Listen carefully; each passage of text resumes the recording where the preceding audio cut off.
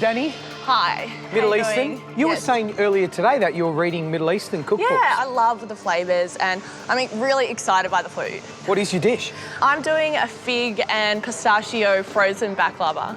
Frozen baklava. Teaching us something. Wow. Great. Yeah. What's that all about? So I'm making like a baklava ice cream, so hitting the citrus and honey and spices notes and then using the filo pastry as like a sandwich between the ice cream, and hopefully the ice cream will set in time and it will all come together. Danny, rock and roll. Thanks, mate. Too good. Today I'm cooking a sweet dukkha, baked fig and panna cotta tart. A sweet dukkha? Yeah. Beautiful. Yeah, I like the sound of that. With the fig. Yeah, so it's going to be dukkha crusted fig tart with a fig panna cotta. That's inventive, and that's what this challenge is about. And I love the fact that you've come up with a little sweet dukkha. Never heard of it before? No, never have I.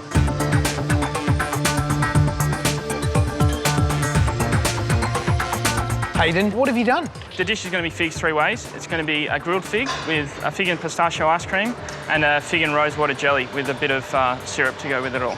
And is your ice cream made? Yeah, it's in the ice cream machine down here. Churning? Yeah. I'm expecting an absolute cracker dish. Yeah, it's plenty it's of got to time. look beautiful. I suppose the sticking point is going to be getting that jelly set right and making sure it turns out onto the plate nicely.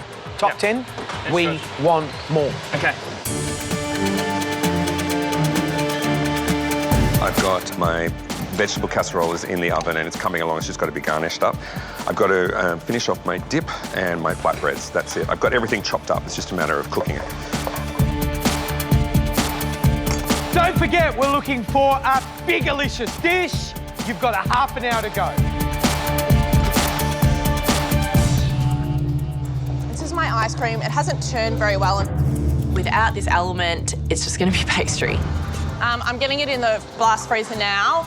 I'm going to give it half an hour in there. Hopefully it will be cold, frozen, maybe not. Hopefully it will set in time.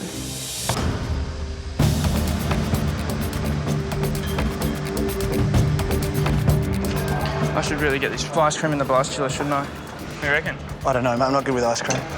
There's 20 minutes to go and I check on my ice cream and it's just not set. It's getting really frustrating. I think I've got the custard wrong, the consistency's not right, but I think I'm going to have to get in the blast chiller and make sure it's going to be right. How do you think it's all going? Jelly's worked? The jelly's worked, the sponge base has worked, the ice cream has worked. I check on the ice cream and the jelly, both are set beautifully. I'm really happy at this point in time. This dish looks like it's going to come together.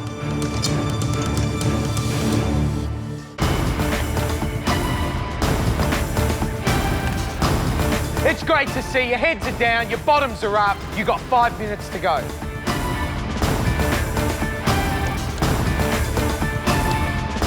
I am so thankful that that ice cream has set in time. It's actually set to the point where I can cut it.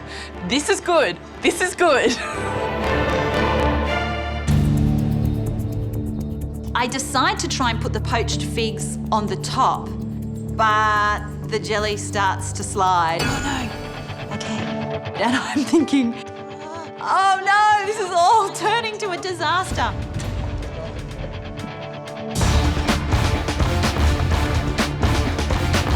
A lot's on the line. Remember, every single advantage can help you win. You've got 1 minute to go.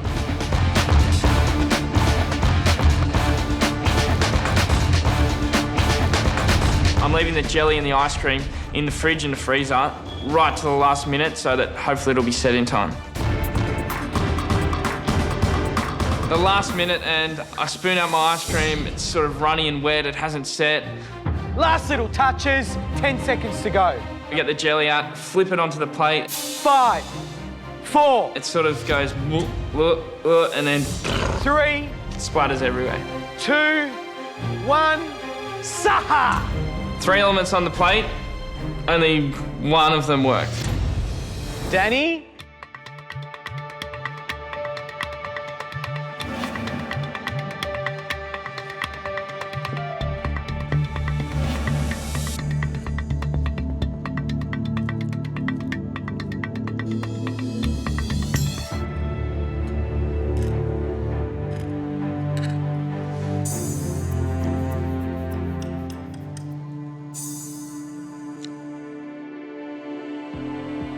That is absolutely unbelievably good. Crisp sheets of phyllo, a lovely orangey, orange blossom flavoured syrup on the top, little crunchy bits of pistachio, and that amazing fig ice cream. It's just plain brilliant. It's so good. I'm so happy to see you deliver something that at last shows us the potential that we've known you've had all along. Well done. That is exhilarating cooking. Thank you very much. Walking back to my bench, I could not be happier. I feel like I'm floating on a cloud. I'm really excited. So, our ice cream mixture is made, our pistachio sponge is baking in the oven. Now we need to move on to the chocolate mousse. Brent, you're up. Yep. Okay, first, we've got to melt the chocolate. So I've got 250 grams of good white chocolate buttons. So I want to melt the chocolate. We've got 7 grams of gelatin, which we've bloomed in the water, right? So we'll get rid of the water and we're going to melt that gelatin as well, all right? And then I've got 100 grams of yolks, which is 4 to 5 egg yolks. So you can put the egg yolks into the mixer and get them whisking.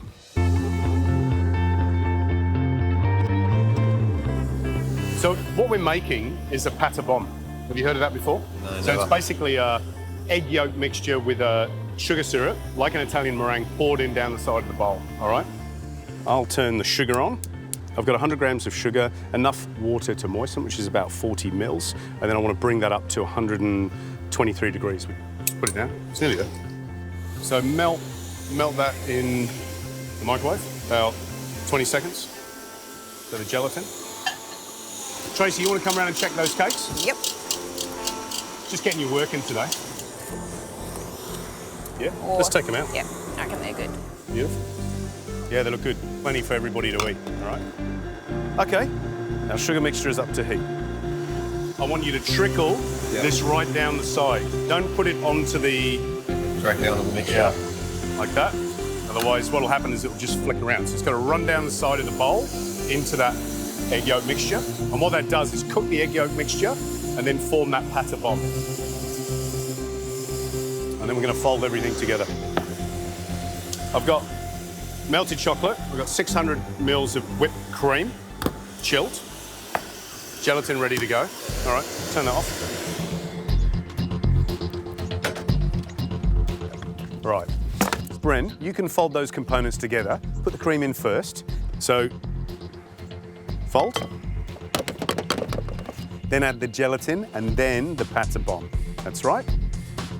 You have turned that into such a mess. Oh. That's too full. Have you got a bigger bowl? All right, here goes. This is the Brent bowl. It's good anyway. It's beautifully mixed. It's going to have a little density. Goes into the fridge, right? And it will set perfectly. You can do it if you want.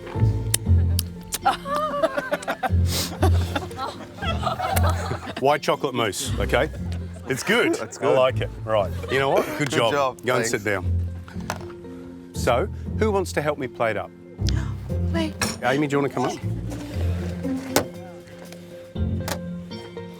This is what I did before.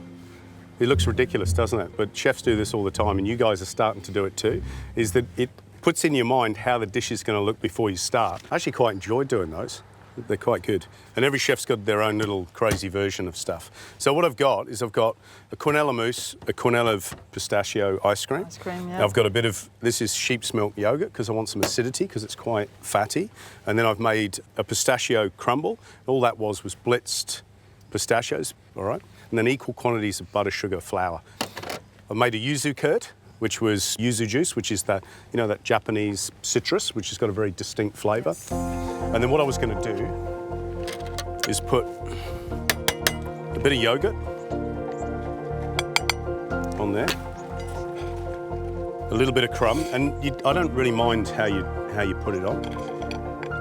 And then what I've got a quenelle mousse that way.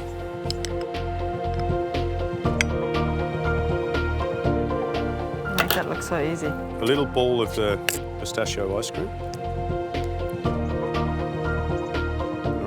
So what did I do with the cake? Break it up. All right, and then we'll just put a bit of yuzu curd, wherever you want. So I've got a little nasturtium leaf, which I picked from over there. I've got a little white jasmine flower, and then a little lavender flower. When we're doing, if we have to put flowers on a dish, should we always know exactly what they are? Yeah, if you don't know what they are, don't eat them, just in case you poison someone with tomato flowers, for example. And there you have it. Pistachio sponge, white chocolate mousse, and pistachio ice cream. Does anybody want to taste? Yes.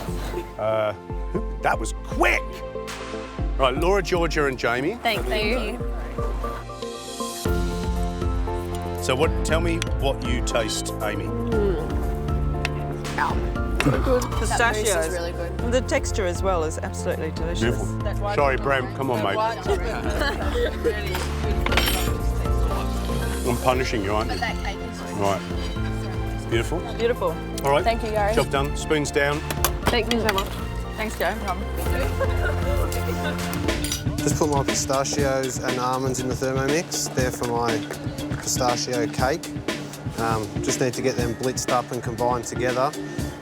And then I'll add the pistachio meal, the butter, icing sugar and eggs, salt, and it has to cook, and that's it. Today my dessert is based around apples as well. I've got a pistachio cake that's brushed with a fennel sugar syrup, a little apple cloud, sour cream ice cream, and then a few different apple components to finish.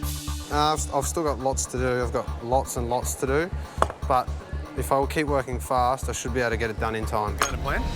At this stage, I think I'm going okay. I've still got lots and lots to do. I think Gary said in the beginning, it's about prioritising your jobs. Yep. Is this a priority? Like, have you got everything else done, the big jobs done in terms of your pork dish? I've just got to do my... in terms of my pork dish, yes. In terms of your dessert, what do you got left to do? Ice cream. Oh, ice cream. Ice cream. Yep, okay. God.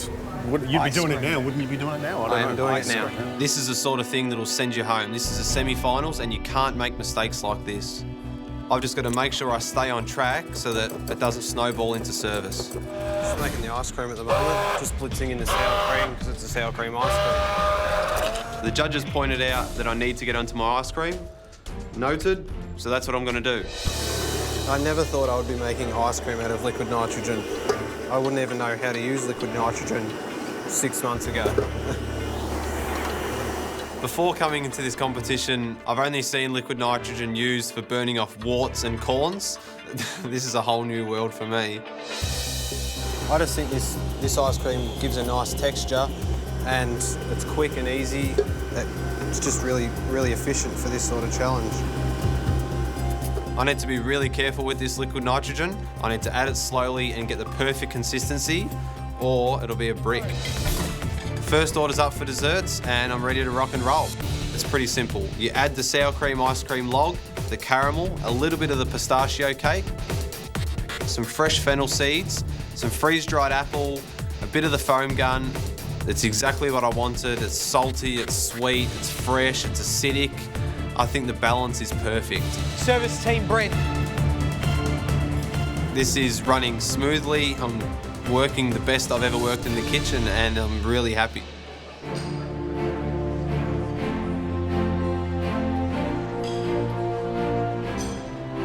Oh my. It looks really good, doesn't it? Stunning. Absolutely stunning. I know this dessert is going to be so well balanced, just for the fact that you've got that little parfait, that little foam, you know, and that pistachio cake, just perfect symmetry. Really, really attractive. Here goes nothing. I'm excited about this one. Oh,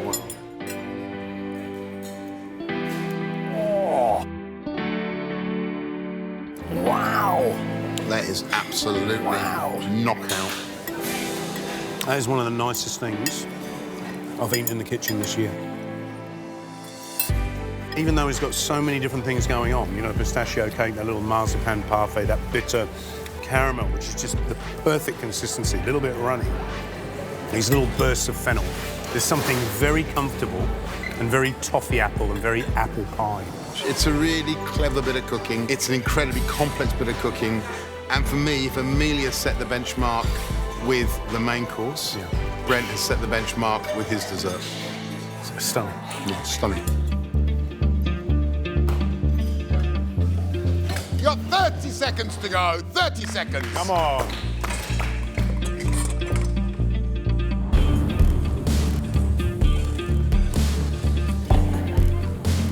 I'm really frustrated with myself. I don't have anything on the plate yet. Come on.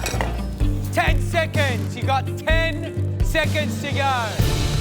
9, 8, 7, 6, 5, 4, 3, 2, 1. That's it. Step away from your benches. Well done, guys. Great cook. Good stuff. Good work. Oh, it's a mess. It's raw. Ugh! I can't believe it. I feel like such an idiot. I'm so disappointed with myself.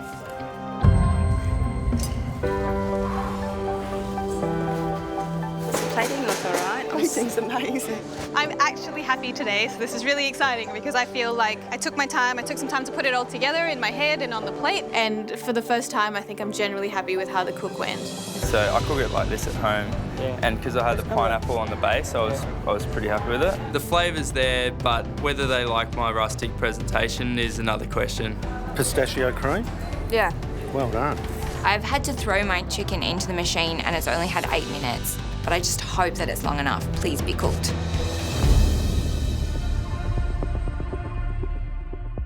That mystery box challenge was a cracker, and we're really excited by the dishes that you put up.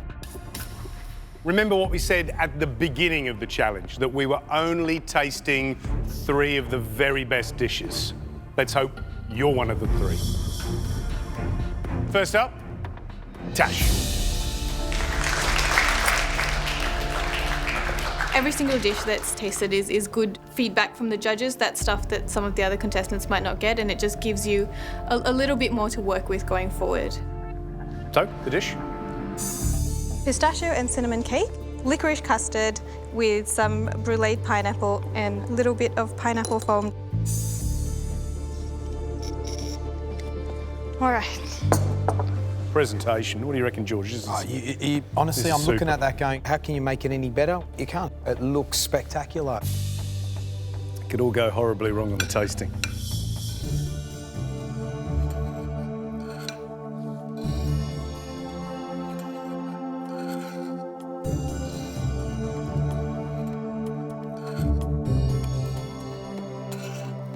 Smashing. I especially love the cinnamon cake and the licorice. Those 2 things together are really Moorish and delicious, and it's just not all fancy plating up. That cake is just really light, it's crumbly, it ticks all the right boxes.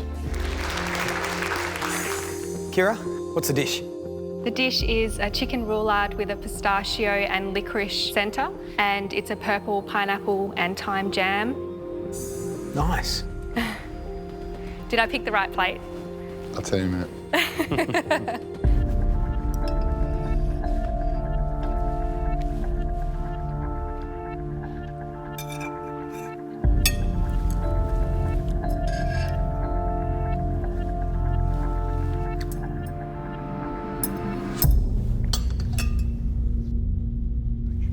I love it. Absolutely love it, because I don't like licorice, but you make me love the licorice and look for the extra chunks of licorice. Did you use the right plate? For me, you made the right choice. Pureed pineapple that's got beetroot in it looks like pure beetroot puree, but then when you taste it, your brain's playing games with your mind and you're like, wow, this is cool. So not only have you brought us a dish that tastes great, that's cooked really well and tasty, but you're also doing other things to my mind. And as an amateur cook, unflippin' believable. Amazing. Thank you so much.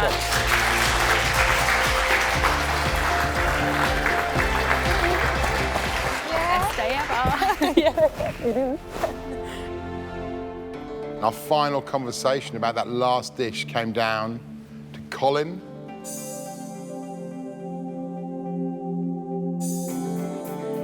to Renee, and to Byron.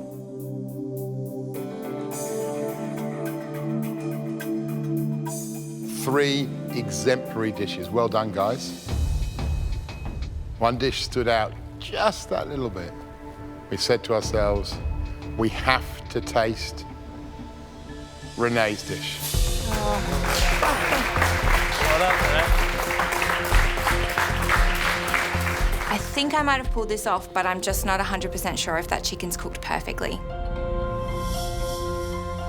Such a pretty dish. Tell us what you made. Sous vide chicken coated in cinnamon, thyme roast beetroot salad, beetroot cream and a pistachio cream mayonnaise. If you'd have fried that chicken, it would have been a completely different dish. And by sous vide, cooking it slowly, essentially poaching it very, very slowly, it'll be tender if it's cooked well.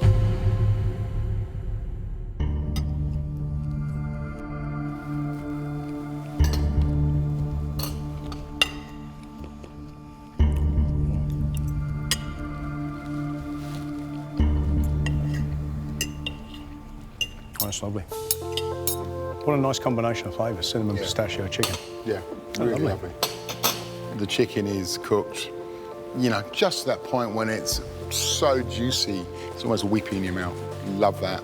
I thought you weren't going to get it cooked. You proved me wrong. Thank you. No worries, thank you.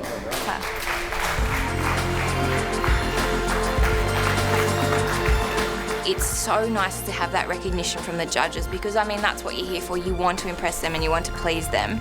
That's awesome.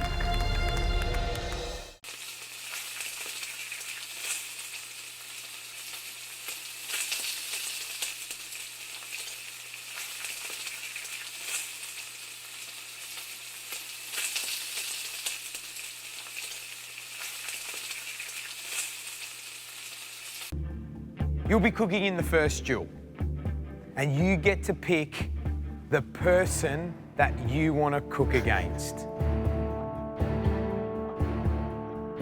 Also, get to pick the cuisine that you both will be cooking. No, that's interesting. And the protein that you'll be cooking with. Oh my God. So, Rishi, before you pick your protein, I suppose you need one more little fact. How long have you got to cook? 30 minutes. Ooh. So, Rishi, what protein do you think you'd like to cook with? I'm gonna pick mussels. Oh. And what cuisine? I'm gonna go with my strength, Indian. See, I didn't need to ask that one. No. Emma, how do you feel about that? Okay, yep. Okay. It's a challenge, but give it a go. So the stage is set. Rishi against Emma, cooking with mussels, Indian cuisine, of course, and you have 30 minutes. At the end of this round, one of you is straight through to the grand finale. Your 30 minutes starts now. Go, guys. Geez, I wonder what they're going to do. Come on. Mussels are very easy to overcook, and Rishi puts his in pretty early. I don't know what he's thinking. They're going to dry out. 6 minutes down, guys. Come on, Rish. Come on, mate. Come on, Emma. What's your dish? I'm doing a curry with a bit of white wine, tomato. We're going to throw in some spinach leaves at the end and some deep-fried curry leaves over the top. Okay. There is nothing worse than overcooked mussels. They're like little chewy bullets. Yeah. How are you going to cook them? I'm just going to throw them in a wok with a bit of the sauce. Yeah, and just steam them open. And just steam them open. When cooking mussels, they actually take about 3 minutes to cook. You make sure you clean it properly. Yeah. To keep it fresh, I decided to cook them at the end. 9 minutes down, guys. What are you cooking, Rish? Spicy mussel soup. What's your wine, Rish? Yeah.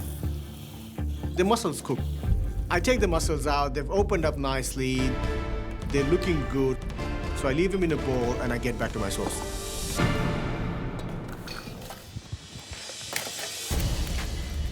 Come on, Em. Just twist the lids, Em. Twist the lids. Just twist them. That's it. I'm worried because 30 minutes is like nothing. To make a curry sauce, it's really good to toast off the spices because it adds extra flavour and aroma. Come on, Em.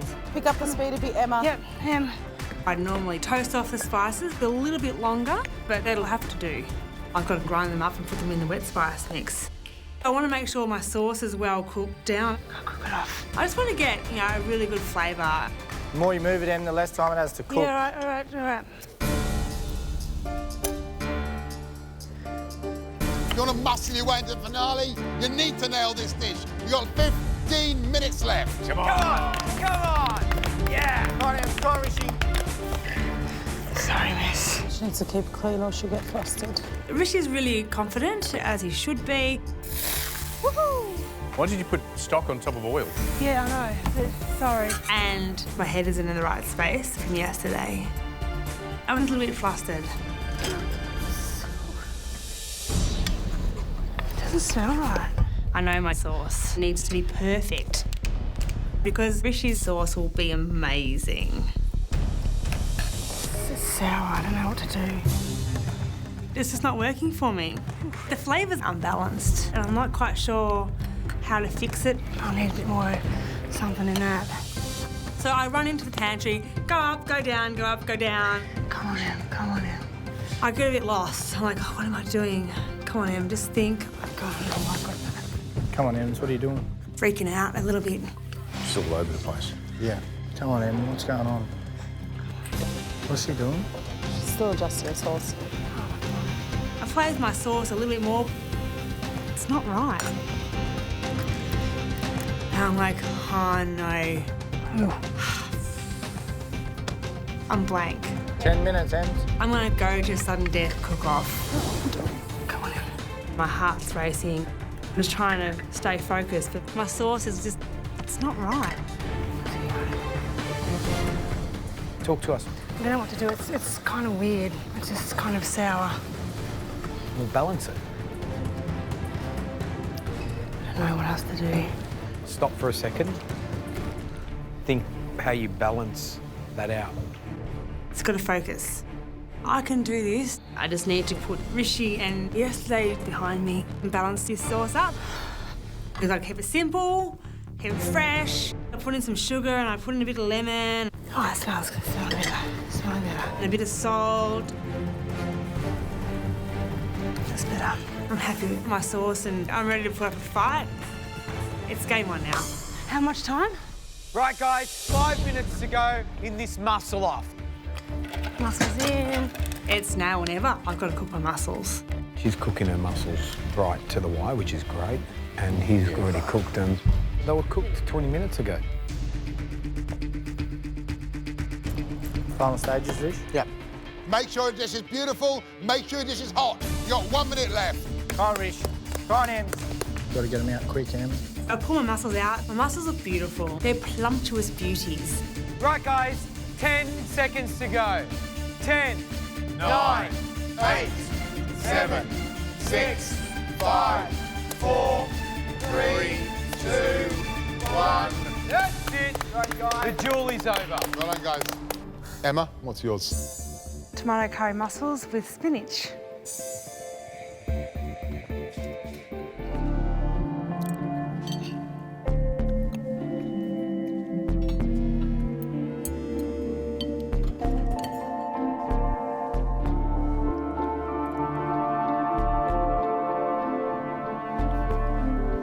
Emma, your mussels are so much plumper and juicier than Rishi's. What I love about yours, Emma, is it's delicious. It's slightly oily. There's a lovely balance. You know, the sweetness, sour, the freshness of the whole thing. And it's quite complex. On a negative side, the spices are raw for me. I think Jamie and I are both the most competitive people in the competition. He probably thinks he can beat me, and I think I can beat him, so bring it. Jamie, Emelia, you'll battle it out in round 2. Whoever wins will then face Laura in round 3.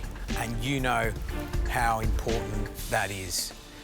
Now, we need to work out which cuisine and, of course, which protein. So we're going to let you guys pick one of each. Right, it's a coin toss. Emelia, heads or tails? I'll go heads. What? Tails it is. Jamie? You can either pick cuisine or the protein. I'll pick the cuisine. Okay. Half an hour thinking about what I can do, packing in flavour. Oof. Let's go Indian. I love Indian food. I cook it a lot at home, and I've spent time there, so it seems like an easy pick. Emelia, Indian? Indian food is not my specialty. I don't know a whole lot about it. I have no idea about Indian food. But there's a place in the semi-final on the line, and that's huge. So I need to tackle this head on. Right, Emelia, you get to pick the protein. I will go for shellfish. Shellfish, done. Great. 30 minutes, shellfish, Indian, the cuisine. Off you go. When we step into the pantry, Jamie goes straight for the mussels and I go straight for the soft shell crab. Perfect, Jane. Well done, Mill. It's a fast cook, and if I learnt anything watching Laura and Brent, it's that I'm going to choose easy, quick cooking protein.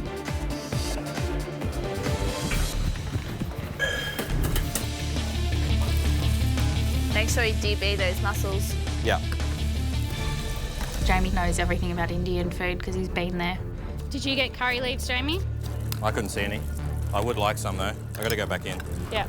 The fact that I don't know a lot about Indian food is a disadvantage, but I know that I want to serve a curry base and a nice pile of crispy crab on top of it. Indian food is all about flavour and different layers, so I'm trying to achieve that by really sweating down my onions and garlic and getting them really nice and caramelised and burning my tomatoes to get that sweet, charry flavour into the sauce as well. A crucial cook-off with Laura beckons. You got 15 minutes left. Come on, guys. Come on, guys. At this stage, they're both travelling really well. I think watching how slow I was through my cook, they know to hammer and go from the start. Otherwise, it'll fall apart like it did for me. All right, Emelia, what are you cooking? Crispy soft shell crab with a tomato-based curry sauce. You've cooked with soft shell crab before? I've never cooked with soft shell crab. Ah. Have you ever prepared a soft shell crab? Nope. Why go with something you've never cooked before? If you put up a dish and you haven't prepped the soft shell crab, you've kind of guaranteed yourself that elimination end of the week. Choosing a protein I've never cooked before is a huge risk, but I want to push myself and show the judges that I deserve that spot in the semi-final. If I was going traditional Indian, I would go more for mussels. I mean, they're a lot easier to cook. I think soft shell crab is a bit risky. Do they have gills, Mel? No. Oh, they do have gills. They do? Yeah. Yeah, take them off. What is she doing? There's a semi-final spot on the line, and this is not the time to be taking that kind of risk. I'm a little bit concerned Emelia doesn't know anything about it. Guys, you got 10 minutes. Yeah. Thank you. You have 5 minutes on the clock and you want to be asking yourself, what little extra thing can I do with that time that will make the difference? Come on. Come on, guys. Let's go. Come on, Mills. Come on, Jamie. Half an hour cooks go so fast. I need to cook my crab. I need to finish my sauce. 5 minutes is pushing it. That's good. Bit salty. My sauce is too salty, but I still need to adjust it with cream and lemon and some yogurt, and I just hope that's going to balance out when I do that. Got lots of stuff on it. You need to be asking yourself right now, have you done enough? 2 minutes to go. Come on. Come on, guys. You're gonna pass your sauce? No. Gonna leave it chunky? I don't want that. From up here, both dishes look absolutely incredible. This is way too close to call. 30 seconds to go. Come on.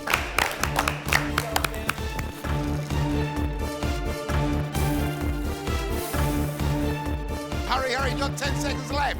9, 8, 7, 6, 5, 4, 3, 2, 1. That's it. Hands off dishes. Well done, guys. It's going to be a cracking tasting. Two very different looking dishes.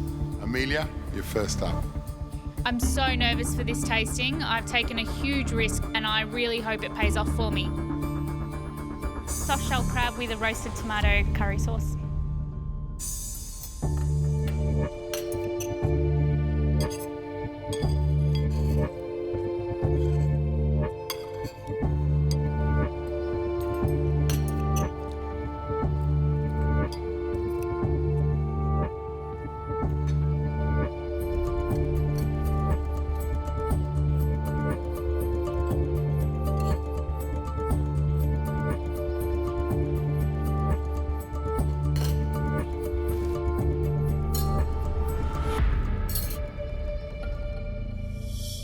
It's aggressively forward in salt. But because you've roasted those tomatoes and you've got that complexity, intensity of that kind of sweet acidity you get from tomatoes, it pulls it back into line. And in terms of flavors, you know, that little bit of yogurt adds some more sourness. And in terms of spices, well balanced, not too hot. I love the fact that you've never ever prepared or cooked soft shell crab, and your intuition led you to clean and prepare that crab brilliantly. For me, what tempers it is the crunch of the crab. It's lovely. It's very mild, it's very delicate, and crunch does wonderful things to the whole eating process. Thank you. Well done, Emelia. Vickers, I think our contestants are bursting with excitement to see what you brought. And it's important to realise that when we lift that lid, it's not going to look like the Indian dish you might find in your local curry shop down the corner. This is Michelin-style cuisine. Please. Ready? Today, the dish we'll be recreating is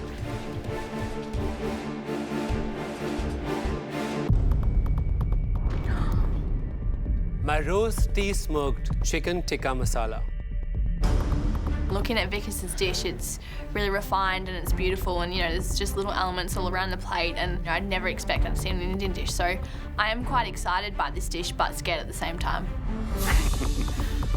I don't think I've seen anyone beaming in a pressure test so much like Renee. It's like you my are dream so dish. excited. Like, that's it. That's my perfect dish. 75 minutes. Let's go.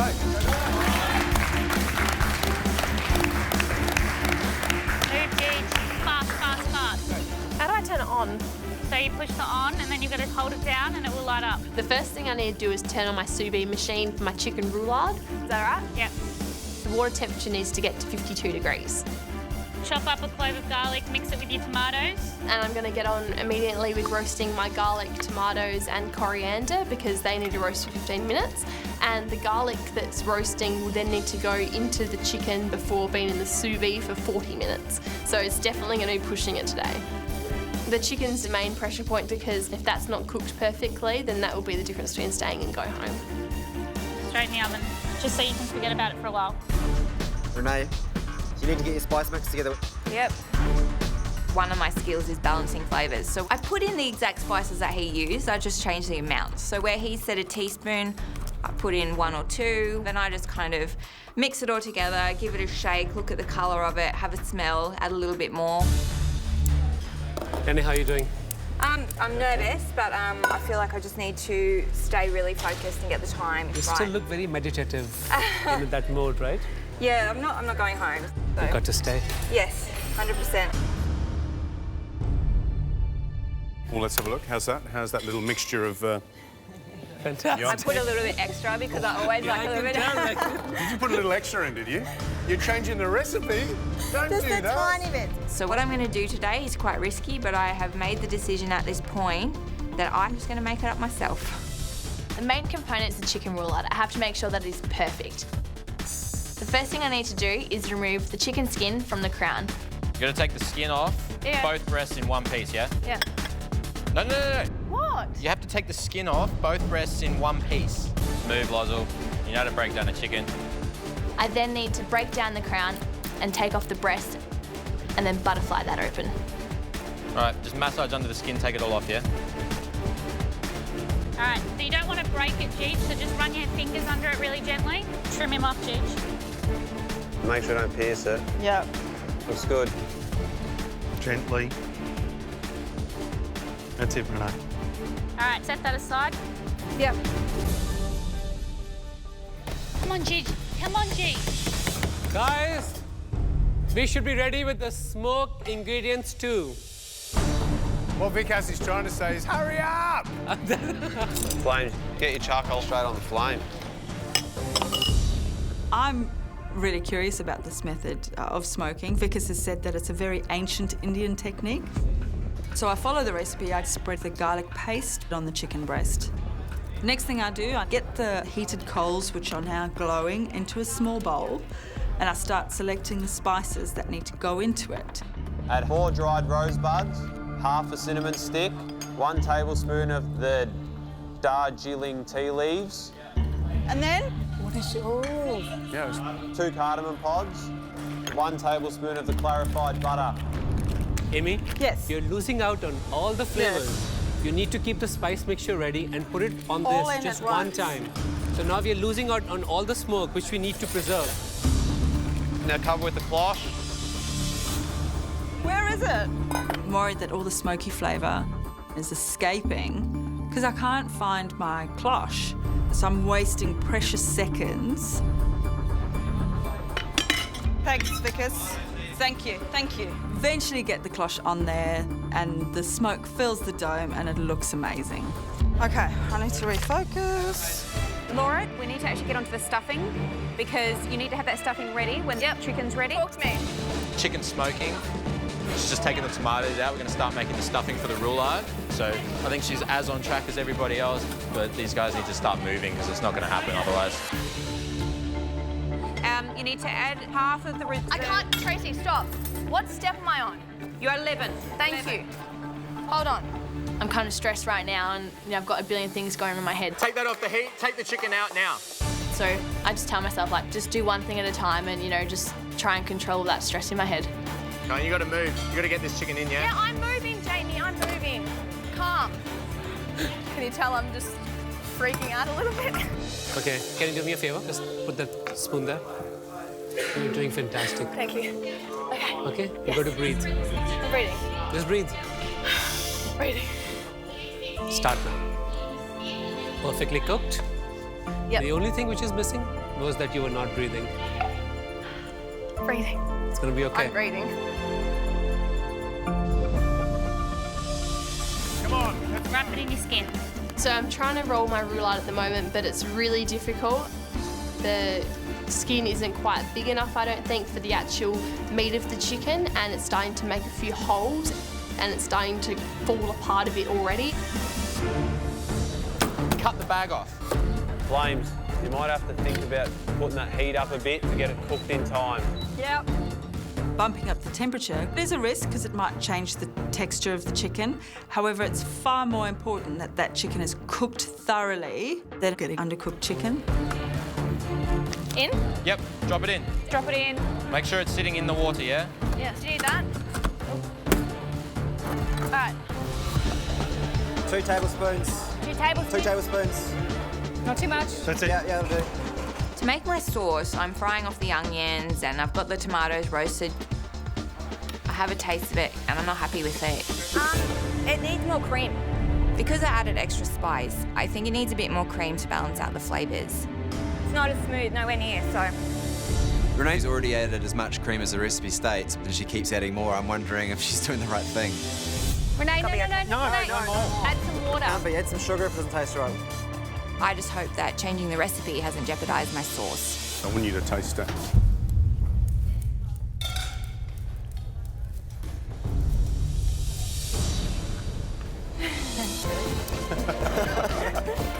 I'm so happy that I've got my sauce back on track and that Vickers loves it. Nice, looks good. Simmer, simmer. Turn it down. It needs to be simmering. So I've got about 20 minutes to go and I haven't even made my rice papadum yet. I've never made one before. You need 2 pieces of baking paper and then you got to bash it. For this rice papadum to work, the rice has to be cooked perfectly. Then I need to bash out the rice so it forms together and holds its shape. Laura, give me 1 second. Bash? Not my hand. No. No. I'm letting out the steam. No. I'm literally like bashing absolute jeebus out of it. Look what's happening. Is it cooked through? Yes, it's cooked. Did you add the orange blossoms and everything, the vinegars? No. I'm so angry at myself for missing this crucial step. Without the orange blossom and the vinegar in the rice papadum just isn't going to work. I do not have time for this. Okay? Yeah. No, that's not going to help. No. We don't need salt in that rice, too much salt. There's no salt in it. From the tears. Okay. Okay. Okay. Yeah. Now you got to do it fast. much time have I got? 12 minutes. Fast and hard, fast and hard. I've never made a rice poppadom before. We shouldn't bash the rice too much, otherwise the grains will spread apart and they won't stick together. I'm not sure if I've bashed too much. It seems to be okay, and it seems that they are sticking together. Sprinkle them on, crush them with your hands if you can. And then into the 100-degree oven to dry. All right, get your coriander oil done. All right, so 2 large bunches of coriander picked. Come on, G. This whole cook so far has been pretty up and down. I feel like I'm starting to get back on top of it now that I know that it's going to go quickly from here. Just strain it. You just need a little bit of oil, you know? Now get in your chicken.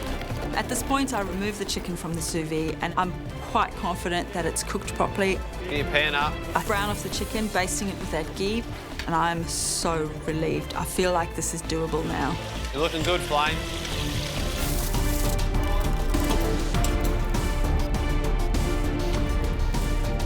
Okay. Okay. Very gently. Good job, Renee. Yes. Beautiful, Renee. Yes. Yes. Renee. The cooked, Amy? Yep. Beautiful. Come on, guys. 10 more seconds. 9, 8, 7, So ugly. 6, 5, 4, 3, 2, 1. Well done.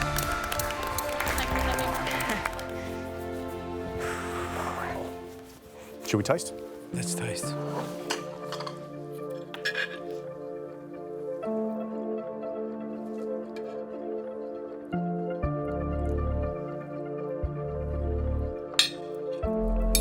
Right, let's taste.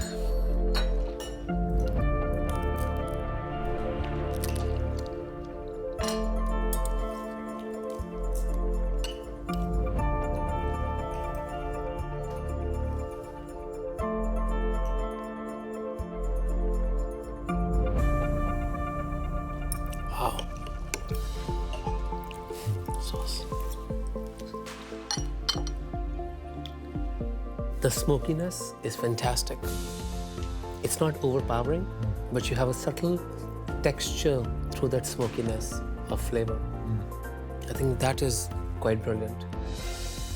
The spice mixture is a little bit over, but overall it's a fantastic balance of flavors. And the chicken is beautifully cooked. One thing slightly from yours, there's a fair amount of kind of raw vinegar flavour in the rice. That's probably the one element that if she was going to make the dish again, you'd want her to work on. But otherwise, I think she's done a great job. Holy cow. Who knew a 1-inch cube of food could be so terrifying? Like, we're up in the gantry, we don't have blindfolds on, and I can't even tell what these cubes are. This challenge is going to be so, so difficult. Wow. Oh, no.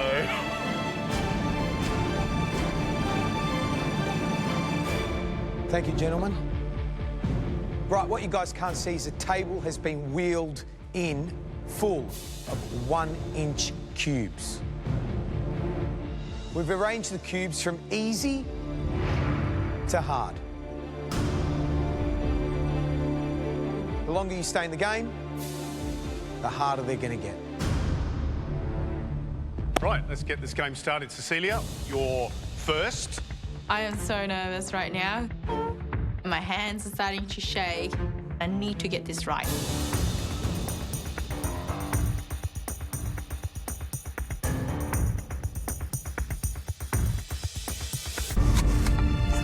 I bite into it and the fragrance pops out straight away.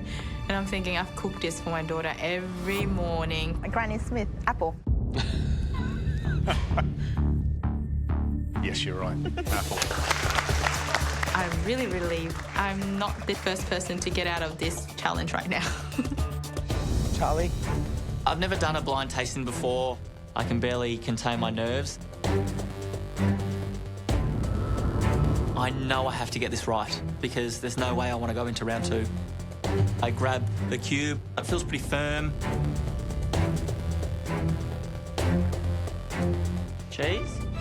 What type of cheese, Charlie? Like cheddar cheese. Correct, Charlie. Well done. Now I've got one correct. Got a little sigh of relief. Hope that I can guess a couple more right. Heavy, off you go. Having one of the major senses taken away is scary.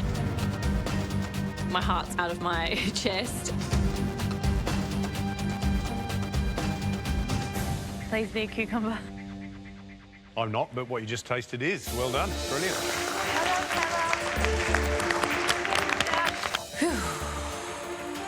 Lucky, lucky. My first cube comes out. I'm really nervous. I don't want to go to round 2 of elimination. I have a feeling it's kind of squishy, but it doesn't feel like a fruit or a vegetable. I have a taste, but I just can't think about what it is. I pull it apart and it comes off kind of stringy.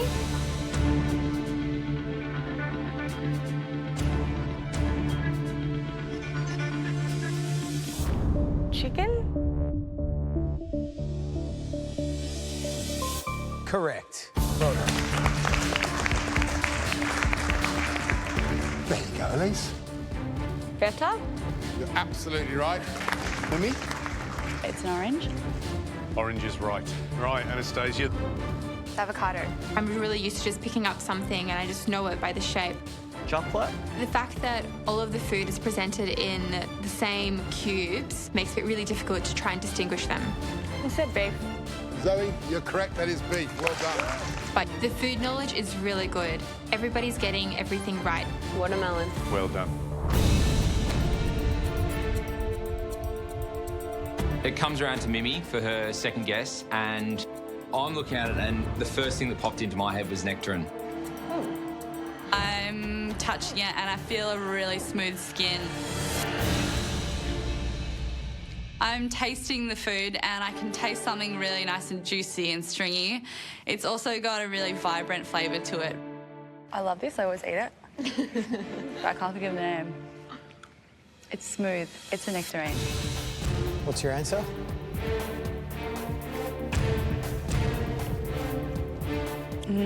It's a nectarine. Smooth. Mimi, Yes. take your blindfold off. Oh, shit. I'm sorry, it's wrong. Oh. Can you tell now? Mango. Mango is my favourite fruit. I pretty much eat it every day and I got it wrong. It's something so familiar, but without sight, I had no idea what it was. Right, go and stand over there. I'm so sorry. You're into round 2. Sorry, Mimi. I'm the first one through to round 2. I'm really disappointed. I'm freaking out because this is one step closer to going home. Anastasia. It's so nerve-wracking. I know I have a good knowledge of food, but my taste buds are almost like diminished because I'm so nervous. You know what it is, Anastasia? Is it a carrot? You sure? Yes. Anastasia? It is a carrot. Oh my god.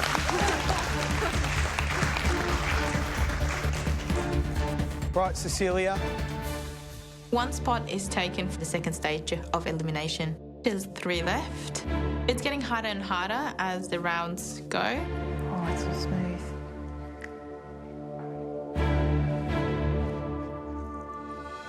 So I taste something really salty, and I know it, but what comes in like a thick thing tastes like, I don't know, feels like chicken, but it's really salty. Cecilia, what is it? It's salty. Having something in a cube, it's really, really confusing. What's your answer? I don't know. I'm so nervous. I'm feeling a bit mind blank. I just can't think on the spot. I need it. Chicken. I'm sorry, Cecilia. That's wrong.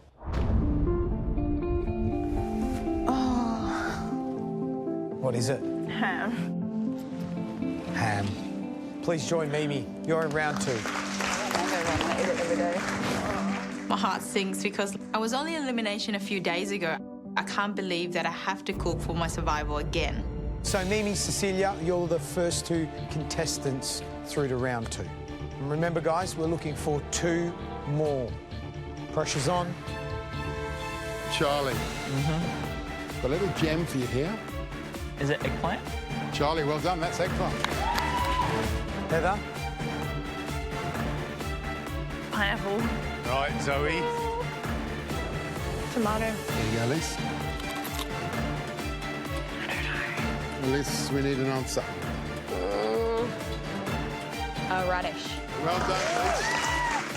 Everyone is doing really well, and I'm really worried. Cauliflower. You're correct. There's definitely added pressure because it's getting harder and harder. Charlie, you're next. It's blue cheese. Charlie, that is correct. And all of a sudden, it's my turn again. I hope I can name that cube. Heather, for you. Yes.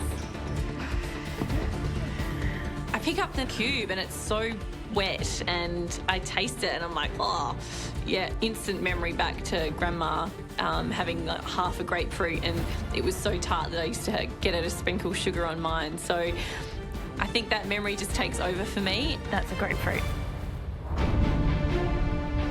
Yeah. Heather, please remove your blindfold. Sorry, you're wrong. What is it? Lemon, lemon, it's a lemon. I'm in shock. I am so... I was 100% sure. I can't believe it. Yeah, this isn't good. Zoe. Yes? Zoe. No. Zoe, it's back to you. It's kind of slimy. Have a sniff. Doesn't really smell like much. Have a taste and it's kind of meaty. You're not a fan? I pull it apart a little bit and then I sniff my fingers. I feel like fish. So I'm thinking could be tuna, could be salmon, could be trout. They're the only 3 fishes that I really think that I could eat raw. Can I do something weird? Yeah, you can do something weird. Depends how weird it is. How weird is it? I just want to feel the texture properly on my lips. Yeah, cool. What? Why? No, don't laugh. It's the way that Fern Andrea tastes ham, tastes prosciutto. Why are you touching it to your lips? I want to feel the texture. Mm-hmm. I think the most sensitive part on my face is my lips. And sometimes when you touch something with your fingers, you don't get the same sensation. My hands smell what? Do you recognise the smell? I think so. Is it tuna? You're absolutely right, it's tuna. Well done. Great work. Well done, Mum.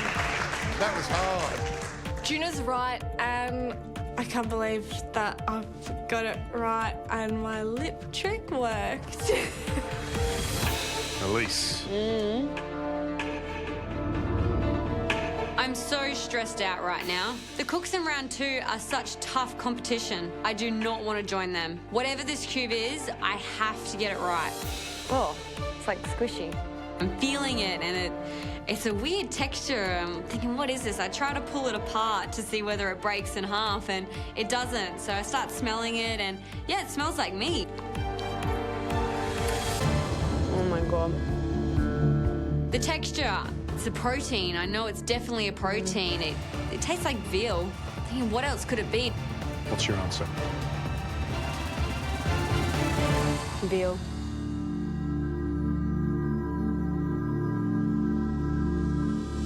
Sorry? What? It's not veal. You can take off your blindfold. What do you reckon it is now you're looking at it?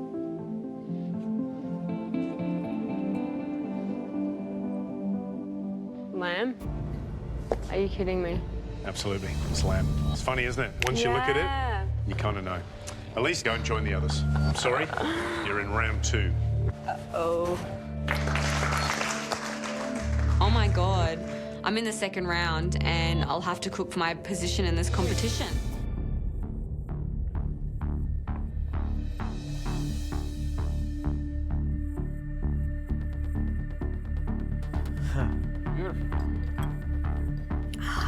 I know this smell, but I don't really know what it is yet. I'm just thinking of Nonna's homemade pasta, but it has a very different texture.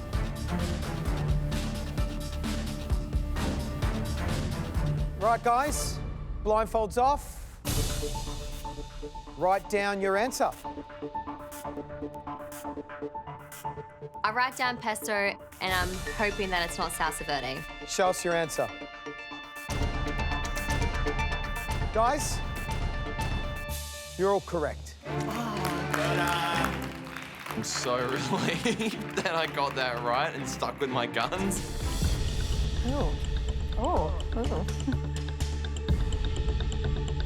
I think it is a type of mushroom. I stick my finger in it, and it's a bit thick and gluggy, and it smells a little sweet, so there goes that idea. I'm not sure if it's dates or prunes, and I've just got to take a guess. Alrighty. Write your answer down. Okay, all happy? Show us your answers. All right, 1 wrong. I think it's me. Yeah. Joe? Yeah. It was medjool date, so date was perfectly acceptable. Gonna get a little bit tougher now. A little clue, this one's not an ingredient. It's a dish. I can smell something, can you? Yeah. I'm having a smell of this dish, and it does not ring any bells whatsoever for me. Get the fork and I have a taste, and the first thing I get is what feels like a mouthful of cabbage, which is like, it's not a bowl of cabbage. I'm sure it's not a bowl of cabbage, it's a dish. I'm feeling noodles. The smell, the feel brings me back to Thailand. Right, guys, time's up. Sorry. They take the bowl away, and I still have no idea what it is. You can write your answer.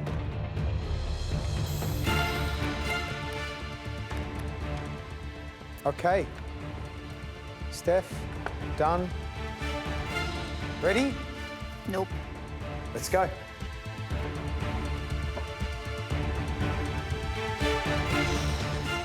Wow. Steph, I'm sorry. What was it's not fried rice. What was it? It's pad thai. Ah. Please join Joe. You're in round 2.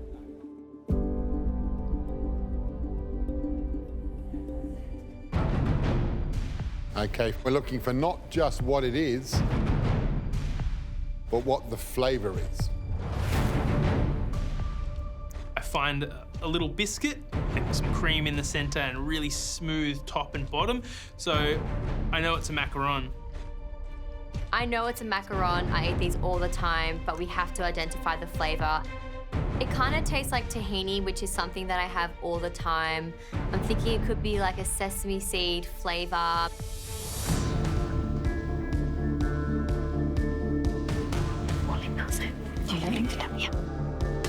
Yeah, it's quite obviously a macaroon. And all I can taste is nuts. And I just don't know which one to write down. Waiters, thank you. Tell us what it is. I don't want to be in round 2. Cooking up against Steph and Joe, they're both amazing cooks. And that just adds more pressure. Right, let's have a look.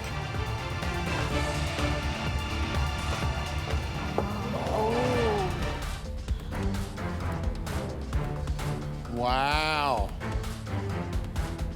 Simon, you're wrong. Waleed, you're right. Kyle, you're wrong. Larissa, you're right. Christina, you're right. Ben, you're wrong. Sorry. Just to make things that little bit harder, the ingredients that you will taste are all one shape. Spheres. The blind taste test is going to be done with small spheres. Without the shape of the ingredient, it's going to be even harder to guess what it is. So here's how it's going to work. You're going to take turns tasting. Guess correctly, you stay safe. However, if you're one of the first 3 to get it wrong, you go into round 2, where you'll cook a dish heroing the ingredient that you got wrong. Right, let's see who's going to go first. Hands on a knife. Let's have a look. I'm a total MasterChef nerd, and I know from watching these blind taste tests that even some of the most brilliant cooks can be really stumped on very simple ingredients, and I need to have all my wits about me today to make it through. Because it's Sweet Week, everything that you taste will be either sweet or can be used in a sweet dessert. I'm nervous. The last thing I want to be doing today is cooking in round 2. I'm not a strong dessert cook, and if I can get through this, I'm going to be safe for a little while yet. Right, let's get the ingredients in.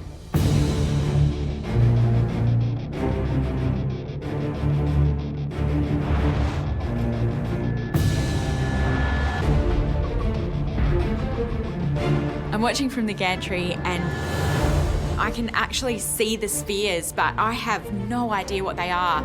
I'm really glad I'm not down there. This is going to be tough.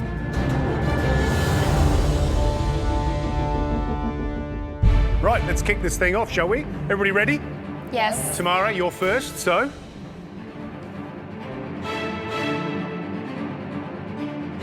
I'm really nervous. All my other senses are heightened. I just hope that one of those senses includes taste.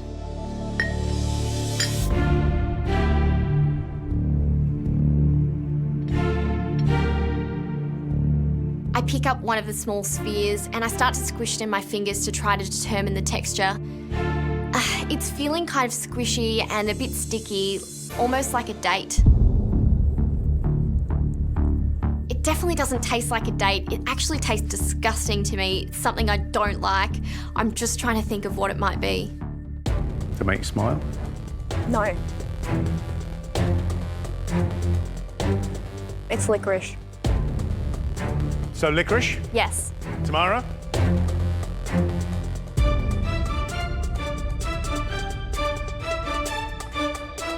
You're right.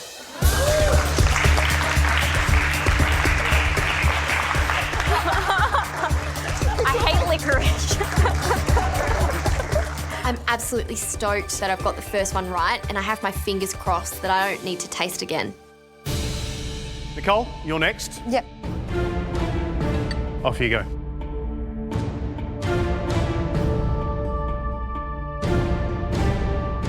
The first thing I notice in my fingertips is that it's a really hard texture.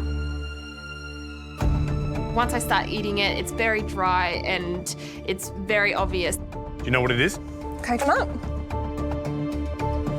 You're right.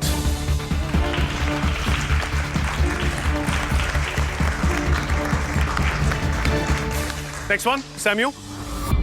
I'm pretty confident with my ability to identify flavours, but I don't know how much of that I rely on the ability to see the food as well. I have no idea what I'm going to have to put in my mouth. It's pretty scary. Yum. As soon as it hits my lips, I know it's milk chocolate. Milk chocky. Well done. You're right. And I'm super relieved.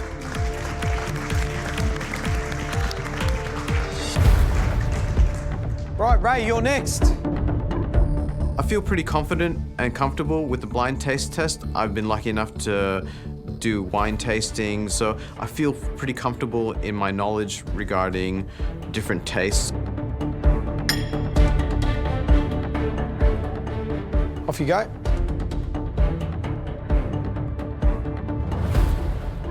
have a bit of a feel. I can't really identify the texture. I have a smell. I'm not getting much of a scent.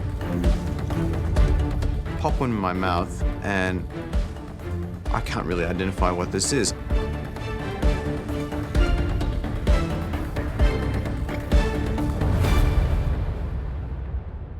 You can feel the tension and the pressure just elevate completely. I'm not really sure what this is. Right? Watermelon. Watermelon. Your answer's watermelon? Yes.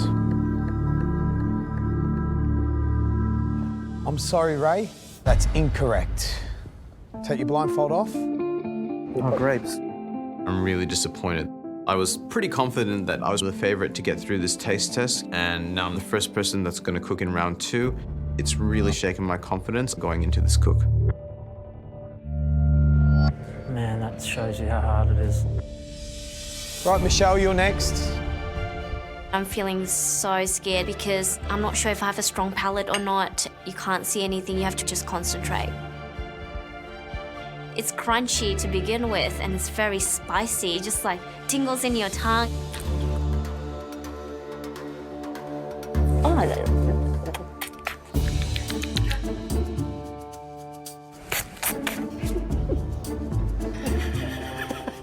I start spitting it out. I just was like, what is this?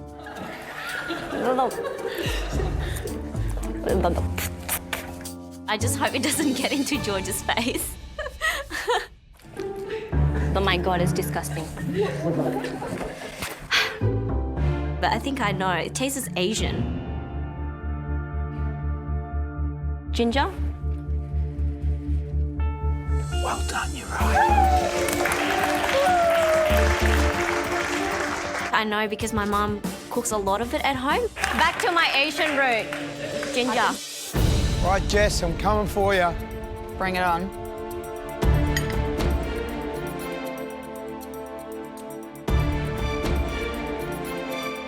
I give it a few chomps and I know it's definitely a nut. It's got a creamy texture, so I'm pretty convinced it's going to be a macadamia. It's macadamia nuts. Congratulations, well done.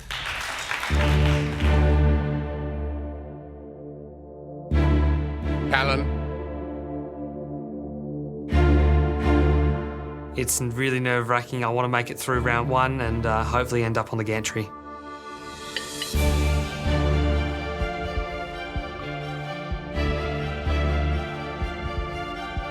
I put the ingredient in my mouth and it's a creamy, sort of fresh, fruity texture to it.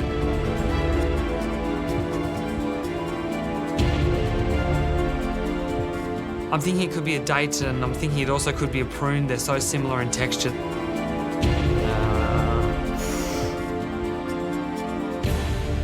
What is your answer?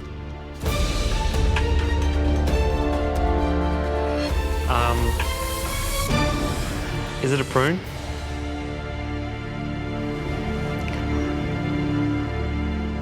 No, I'm gonna go dried dates. What is your answer?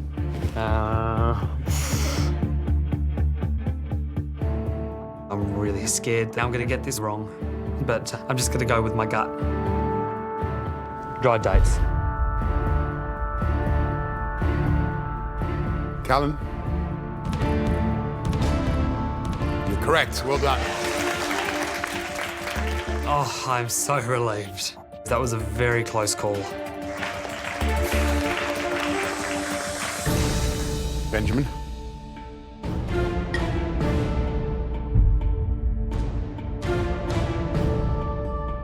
I pick up a sphere and it's a little slimy in texture, pretty soft to touch.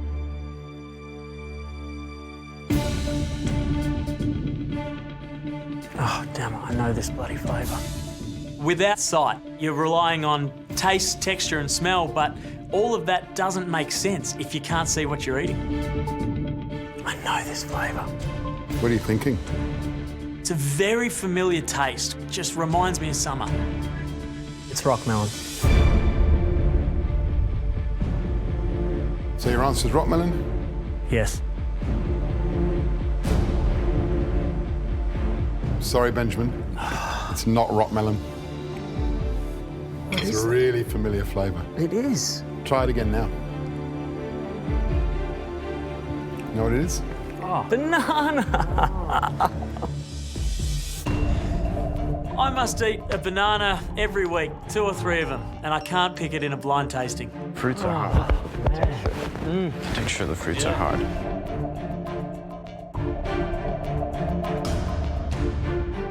Tamara, back to you again. There you go. There's only one more spot left in that second round, but now I've got to taste again. I need to get through this second tasting, and then I'm sure that I'll be fine. I pick up the ingredient as I did before. I really want to try to feel the texture of the ingredient. And I'm trying to, you know, squeeze it, but it's not really breaking apart like the first ingredient did. My mind's racing about the ingredients I most often use in desserts, but it really has quite a neutral, very, very subtle flavour, and I'm trying to think what the hell it could be. Is it an obvious flavour to you, or is it something you're struggling to find?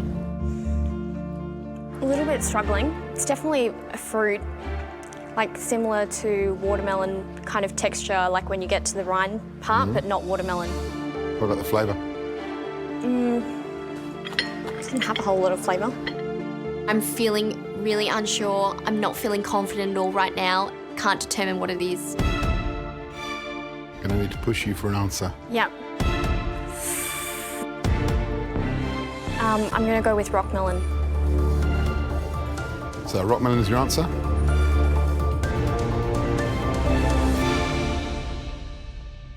Tamara, I'm sorry, it's not rock melon. Oh.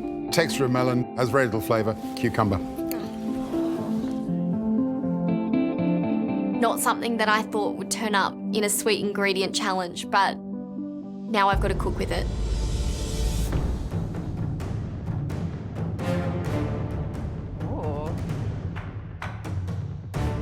So those wonderful, pickly, spicy, sweet, sour, creamy, smoky flavour bombs that you find in bowls and bottles and jars and middle of table in every culture and every country.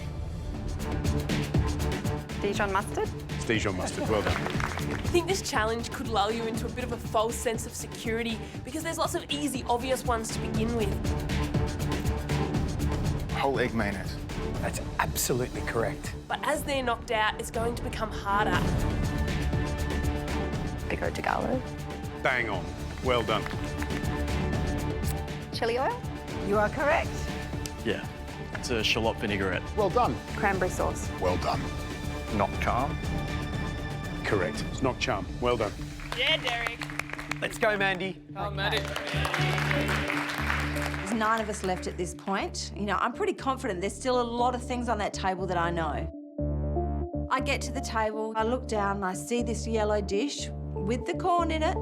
I pick it up and I think, Sweet mustard pickle. That is incorrect. You're in round 2. wow. Simply cannot believe I've said the wrong thing. It's just dawned on me now what that was. Don't say it out loud. No. Oh. Jess, come along. Go, Jess. I don't want anyone to touch that bowl. Don't make the same mistake that I did. I see the condiment that Mandy just tried and curiosity gets the better of me, so I go for it. So, Jess, this is the one that Mandy just got wrong. I taste the spoon. I don't even stop to look down and see what's in it. Piccalilli? I immediately see the faces of the judges. I'm afraid that's incorrect. You're going to have to join Mandy and Tatu. Near the other one, why don't I take it? I cannot believe that I've just made this mistake, and it's got me into round 2. It's the death bowl.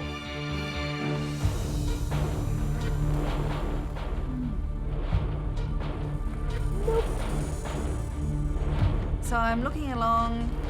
I see this particular one. I have a bit of a smell.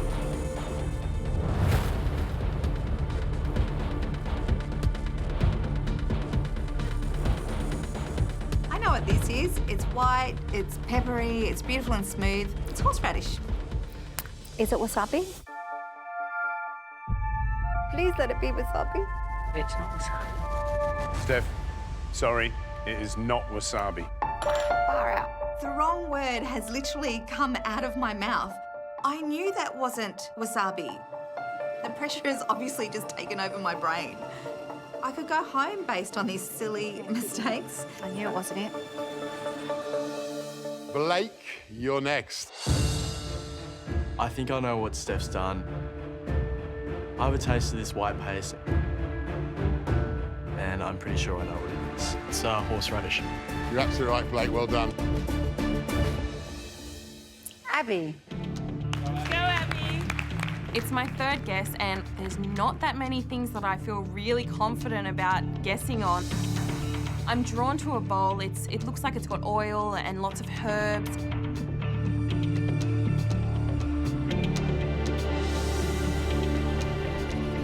Salsa verde. I'm sorry, that's incorrect, Abby. Please join the others. You're in round 2. It's wrong, and I should be having a little bit of a panic right now, but I'm secretly happy that the very last cook of this week, I'm going to be cooking once more for Nigella. So, Tati, you said Tabasco, and it was ricotta. It's Peruvian chili sauce. Mandy and Jess, you both got corn relish wrong. Yeah. Sorry, Abby, that was chimichurri. Yeah. And Steph, you know now, it's horseradish. Wrong word came out of my mouth. Oh, cheese. So it's a cheese challenge, and I love to eat cheese. It's awesome, and who doesn't like cheese? This is how round 1 is going to work. Take it in turns. You're going to walk up. You're going to touch the cheese, smell the cheese, cut the cheese, taste the cheese, and then identify the cheese correctly. Looking at the cheeses, I know what blue cheese looks like. I know what Swiss cheese looks like, but I'm going to have to be a little bit more specific. I am trying to count up how many of those I actually will know, and it's not many. You can taste as many of these cheeses as you like before you have to name one. I am in hell. I buy cheese for my husband, and I might try one now and then, but this is definitely not my ideal challenge. Get the cheese right, and you're still in this mini challenge. You're still in with a chance of cooking off against the top chef for that pin. Get it wrong, and you're gone. I think I'm best suited for this challenge. I mean, Rachel doesn't even like cheese. I'm feeling pretty good, actually. It is a sudden knockout. Just one word of warning. Think before you pick. Not everything is as it seems. It's time to name that cheese. Brent, you ready? Yep. Let's do it. Go, Brent. Right. What do you know, Brent? What do you know? You always second guess when you're up here. Always.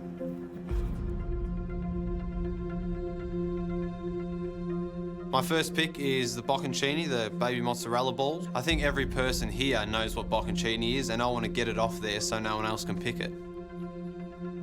What is it? Bocconcini.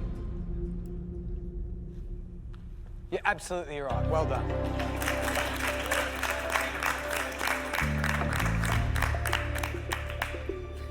Renee, you're next.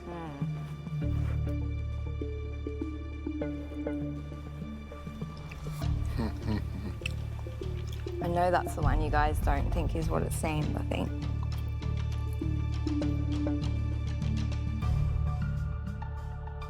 I pick up Parmesan because I know what it is, and I think it's going to be quite a simple answer.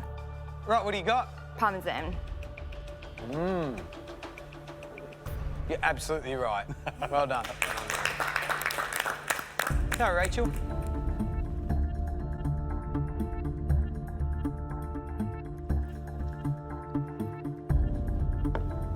The first one I choose is feta. Right, what do you got? I have feta. You're absolutely right. Greek feta.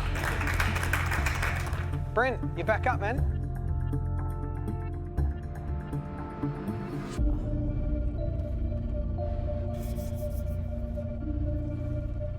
My second pick is ricotta. I see it in the deli every time I go to the supermarket, so I know exactly what it is, and I'm happy to get that off the bench as well.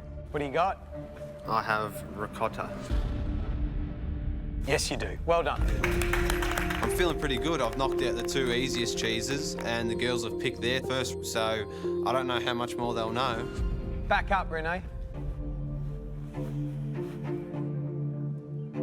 Before I choose my next cheese, I have a nibble of a few of the other cheeses just to make sure in my mind that I know what I'm going to choose after this one. My second pick is the Swiss cheese, and I choose that because it's something that I eat quite regularly and it's something I buy for the kids. I think it's Swiss cheese. More information, please. I'm thinking, really? Has she made a mistake?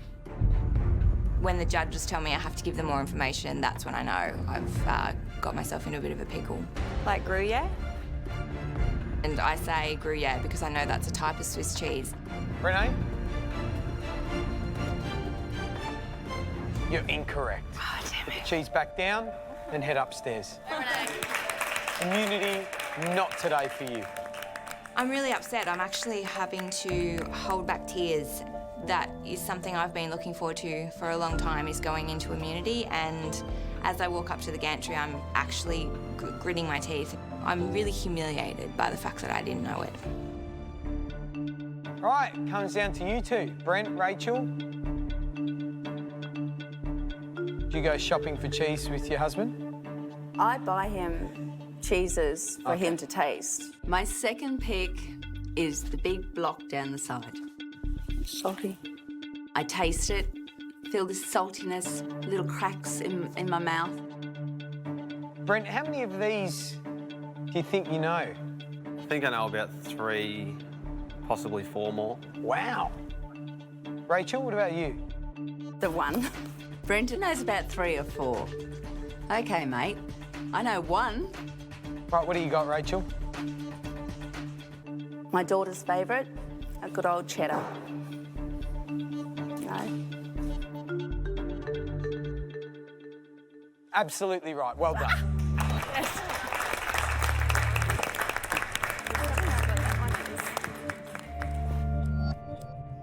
All right, Brent, your turn, man. Alrighty. You should be right. You know 4 of them. I love eating soft cheese. It's probably my favourite cheese to eat, and I'm in 2 minds. Is it brie or is it camembert? Is it brie? Is it camembert? Is it brie? Is it camembert? Which one?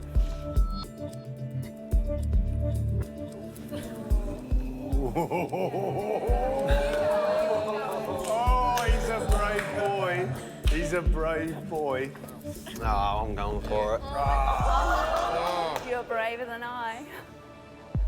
Just so you know, when the 4 of us named the cheeses, the cheese that you're carrying there, 2 of us named it one type, 2 of us named it another type.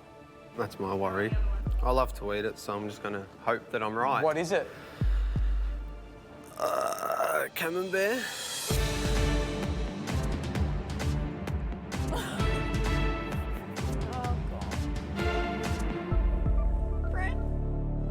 I'm feeling pretty confident. I mean, it's pretty firm and it's got the shape of camembert. Distinguishing the taste is almost impossible for an amateur, but I'm just going with my gut and I'm hoping that I'm right. Brent, this is your second chance at immunity. You picked one of the hardest ones. Matt and I, we said that cheese was camembert. Gary and Matt know their cheese, and when Gary tells me that they chose camembert, I've got relief. Yeah, I think I'm safe, and I think Rachel doesn't know any other cheese on the board, so I'm feeling really good. And we were absolutely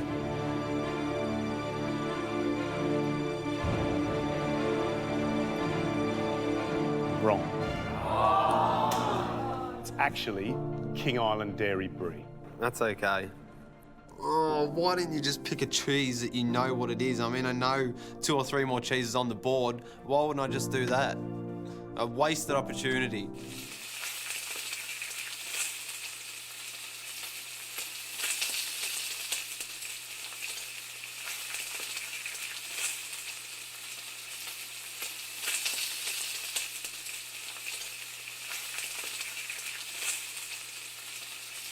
I mean, essentially, if something goes wrong here, my reputation is up the creek.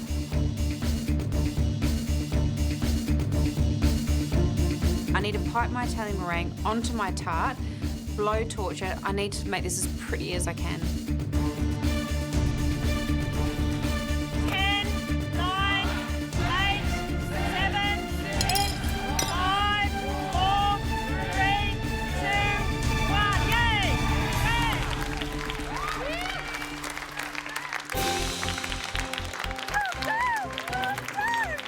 Time's up. I'm really happy to have something on the plate, considering that I had such a mind blank at the start of the challenge, which cost me so much time. Oh, that looks amazing. Looks beautiful, Beautiful, Ollie. Elegant, beautiful. substantial.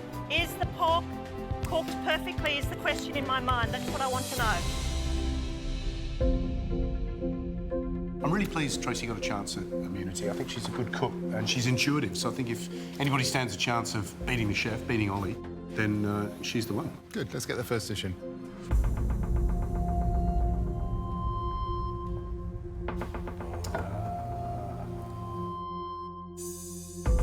This is lemon lime meringue with candied orange. It looks really good. Oh, I'll tell you what, though, that meringue's not as silky smooth and shiny as it should be. It's a little bit broken. Yep. It's over-whipped. Yeah. But flavour is key. Looks runny too, doesn't it? I don't mind a bit of looseness in the curd. Right, shall we taste? Yep.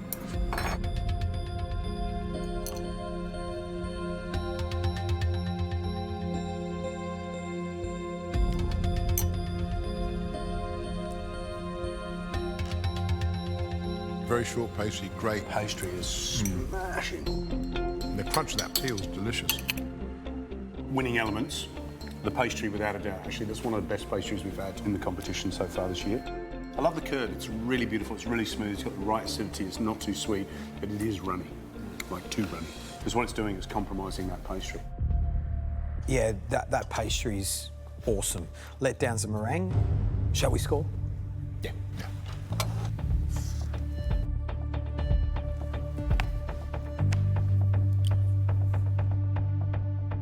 Shall we get the next dish in? Yeah.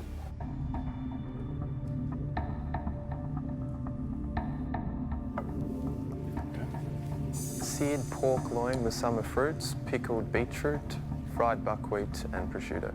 Lovely. Thank you. I like that. Bit of complexity. Pretty dish too. I'm looking at things like, you know, is that little ribbon of fat around the chop, is that crispy? Is that going to be nicely rendered? Question mark. These are the things. It's about the cuisson for me.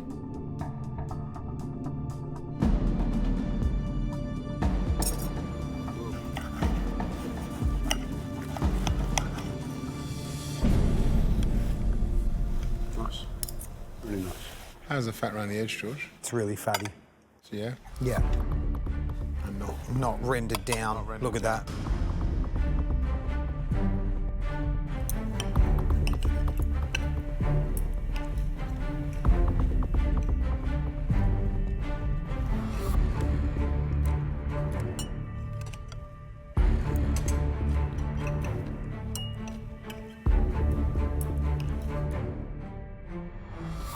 I think the flavours that work for me on that pork buckwheat, which is crisp and toasty and kind of crunchy, which I like because it's texture.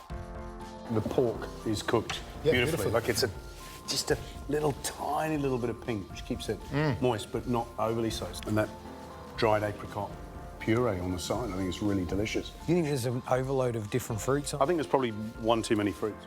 I think, you know, for me, this is a really clever dish and a dish that sort of pushes the boundaries slightly, and I love the buckwheat. But for me, the pasta, I don't know, it's weird. It's like it's trying to compete with all these fruits. It just doesn't make sense. But there's certainly some clever elements. Oh, yeah. It's actually going to be like a celebration of seafood in a bowl with all these little summer-style vegetables to kickstart it, you know?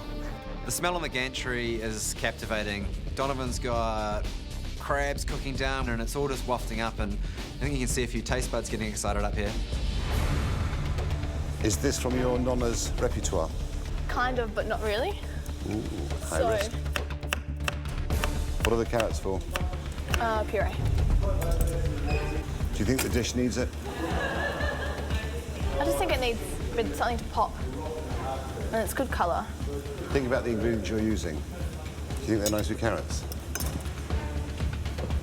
I think Marco's definitely a help, but you need to take his advice. I mean, who would know more than Marco Fier-White?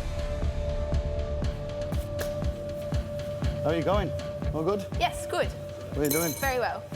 Got my carrot puree on, but Marco doesn't reckon carrot really goes with the dish that I'm making. Well, don't listen to Marco all the time. If you listen to him all the time, you're not your own boss. He's funny, isn't he? Is he being cheeky?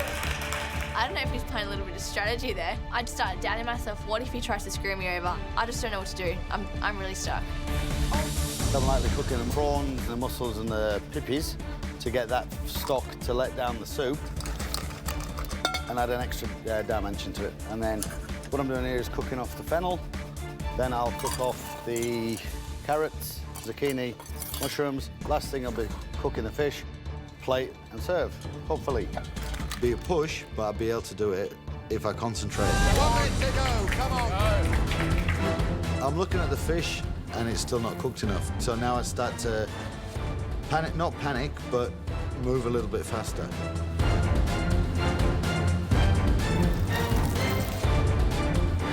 What?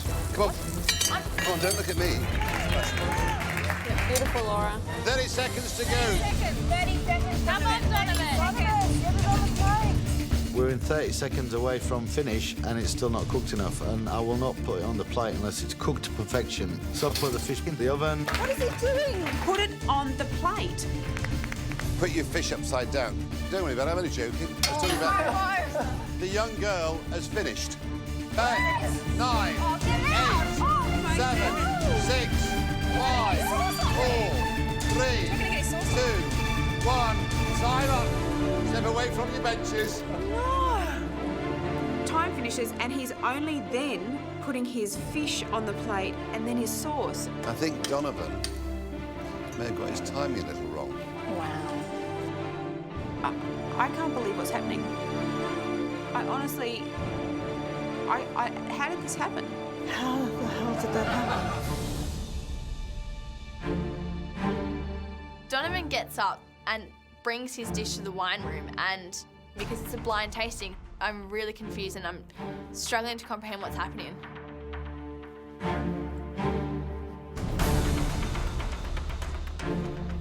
Gentlemen, this is my dish, pan-fried barramundi with mussels, clams, prawns in a seafood broth. However, I was 5 seconds late putting on the barramundi fillet and the sauce. So, enjoy. Please take that into account. What? Yes. Enjoy.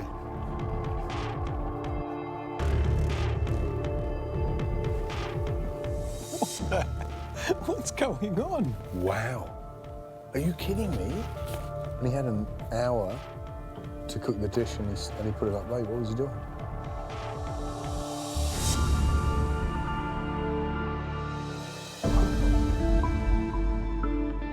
It's done, don't we? Well, I don't think we've ever been in this situation in any tasting. No. In any series of MasterChef. No. I mean, yeah, amazing cooking. And when you think about it, he actually had a lot to do. Yeah. He's had to fillet fish, prepare the fish. He's had to prepare mussels, prawns, pippies, make a stock out of all the shells, prepare the vegetables, and we know that Donovan's going to properly, you know, core a tomato, blanch a tomato, refresh the tomato, peel the tomato, deseed the tomato, paysan the tomato. Now I sort of get why he's ran out of time. Yeah.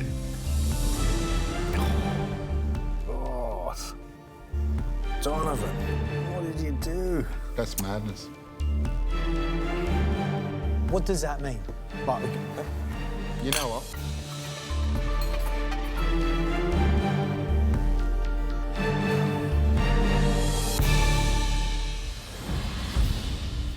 Oh my gosh, no. Damn.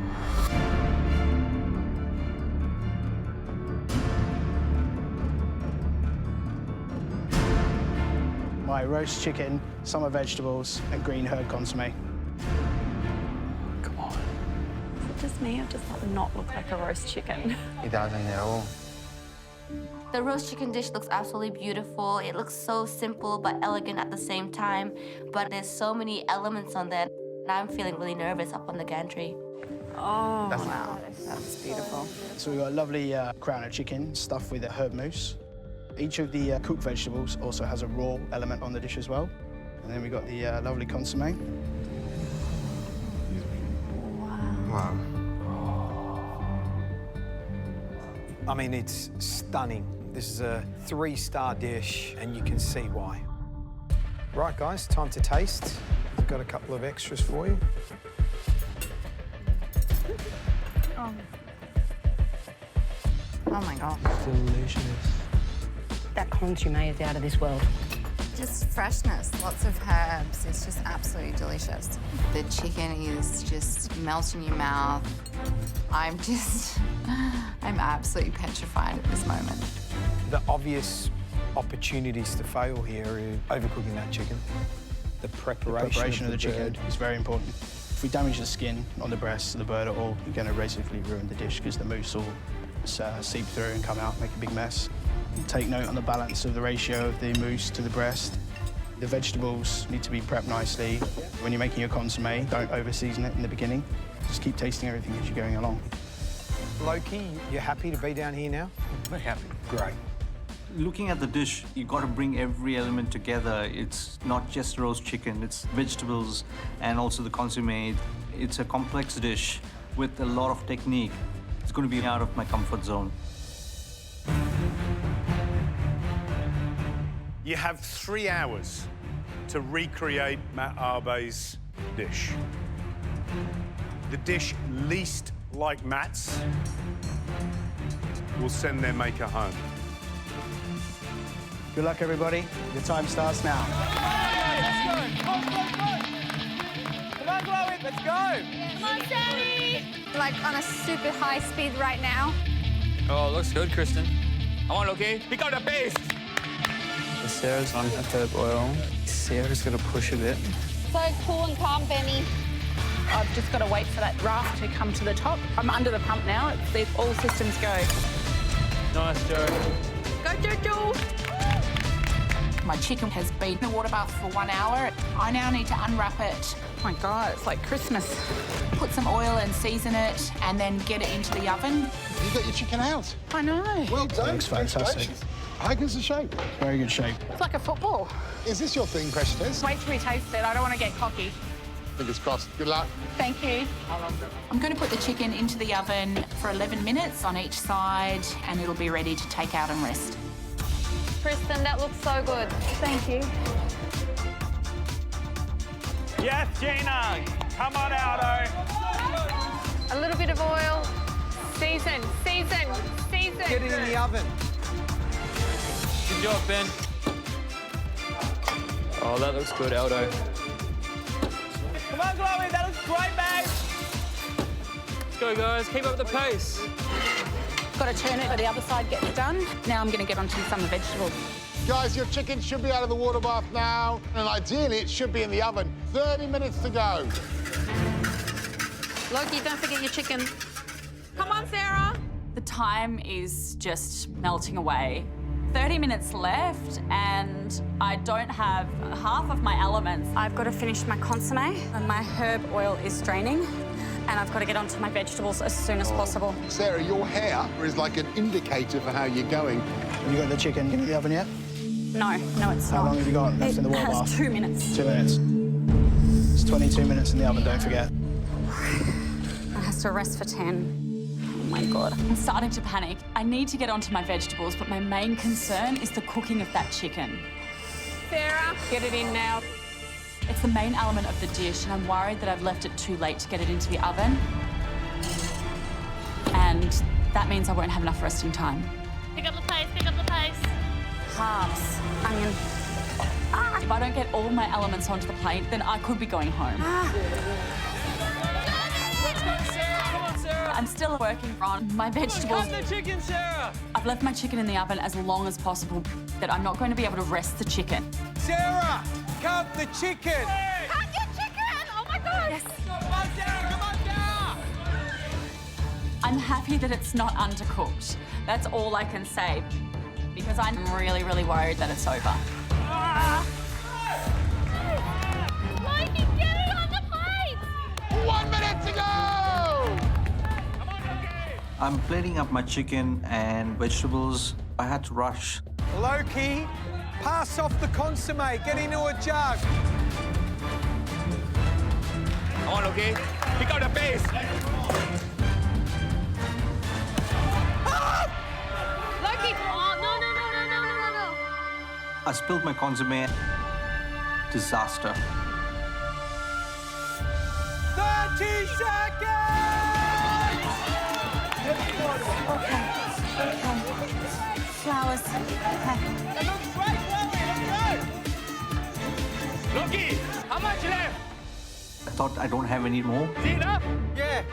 but I'm seeing inside the jug there's little left, enough to pour the 30 mils. I still have some consomme to serve the judges.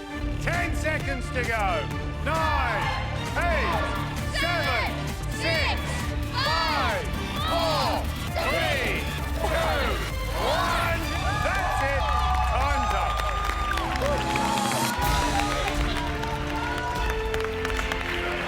Oh my God, that was so scary. It looks good, honey. That looks cooked to me.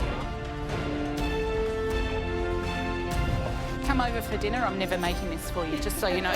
We're going for a pot and parma.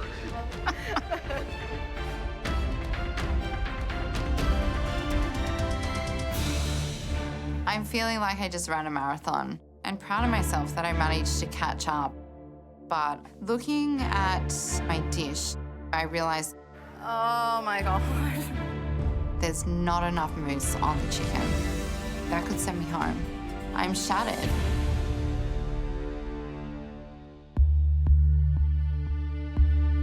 Good luck, Joe. I have had the most amazing day today. I've given everything that I got. It's all gone to this dish, and I just hope it's been worth it. I've just cooked a 3-star Michelin dish. This means everything to me right now. I'm really proud of myself today.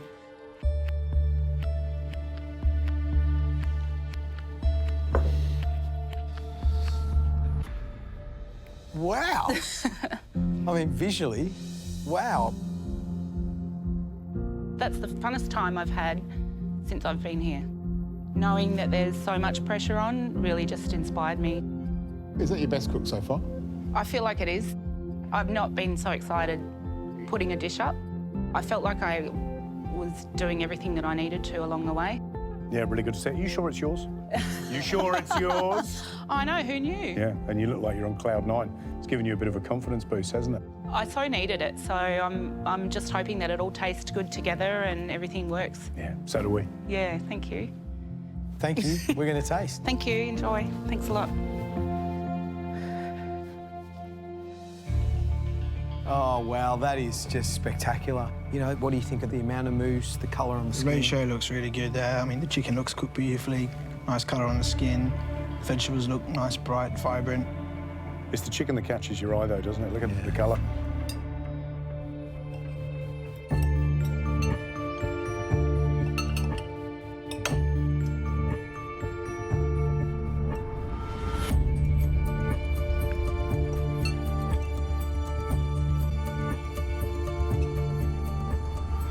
Hey, there's nice grins on everyone's faces. Consomme delicious, got meatiness about it, but lightness and fragrance. Chicken cooked beautifully. Consomme, like you said, it's delicious, it's delicate. The celery, the carrot, the turnips and the radishes are cooked well. The things that stand out for me are how well the chicken's cooked, how well the mousse is seasoned, how well the herbs stand out, and how good that consomme is. It's beautifully seasoned, it's clear, it's light. I don't think many people are going to do better than Joe. This dish shows a woman under control and cooking at her peak, which is great to see. For today's summer dish, I'm doing pan-seared barramundi with rasam broth, grilled fennel and cherry tomatoes. I want to get my crispy skin in the oven so it can get golden brown. Then I start working on my rasam broth. I need to make sure it's packed with flavor. So I get some fresh coriander. Rasam is primarily made with tamarind tomatoes, spices, garlic and turmeric. I'm liking the smell of this. What I can smell is sourness, is tamarind, is that right? I'm making a tomato rasam. Yeah. It's a refreshing broth. I'm serving that with a pan-fried barramundi. Okay. And a grilled fennel. Why is that summer for you? For me, it's summer throughout the year in Singapore. So rasam is part of our daily meal. I love it. And this is refreshing, I suppose, because it's acidic and sour. I'm adding a pinch of lemon juice based on the sourness of the tamarind. Yeah, nice. Do you reckon you can beat that fella across there? He is good. So you're good too? Yeah. Let's see who wins. Hey, Sashi. Yeah, man. I can see exactly what Sashi's doing. It smells incredible. So if I want to beat him in this round, my dish has to be on point. Khan. Hi. Summer. Summer Talk to parties, us. day parties, Yeah. cocktails, pool, beach kind of vibe. So my favourite drink of choice has always been absinthe. Wow. It's an absinthe and cucumber granita. So that's going to go with a coconut ice cream. I'm going to also do a lime sago pudding underneath and a cucumber and absinthe granita on top. Nice. Everything works for me. And it's a great little concept, isn't it? Awesome. Let's see if you can get it done in time. Huh? I think my biggest challenge in this dish is making sure that I get the balance of absinthe to everything else right. Absinthe is quite overpowering if I use too much of it, and it could dominate the dish.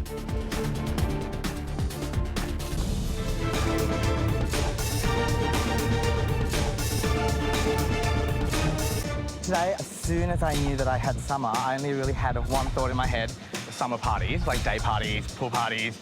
I've gone for a cocktail kind of vibe. A cucumber and absinthe granita with a coconut ice cream and lime sago pudding.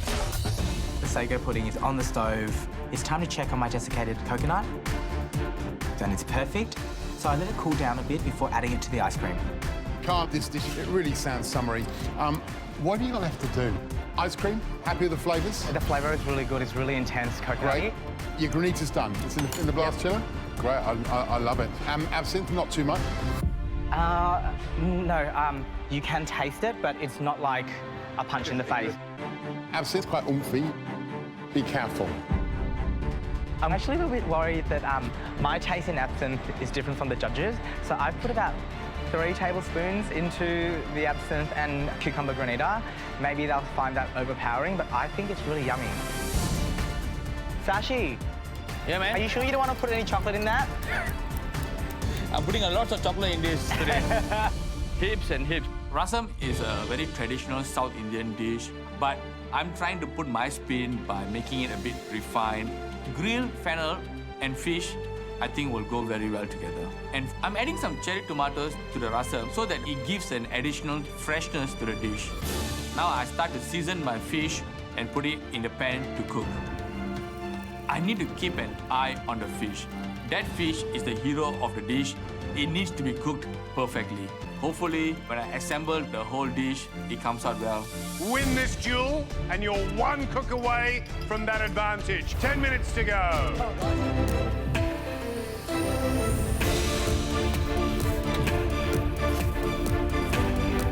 10 seconds. 9, 8, 7, 6, 5, 4, 3, 2, 1. That's it. Your time's up. How'd you go, big fella, all right?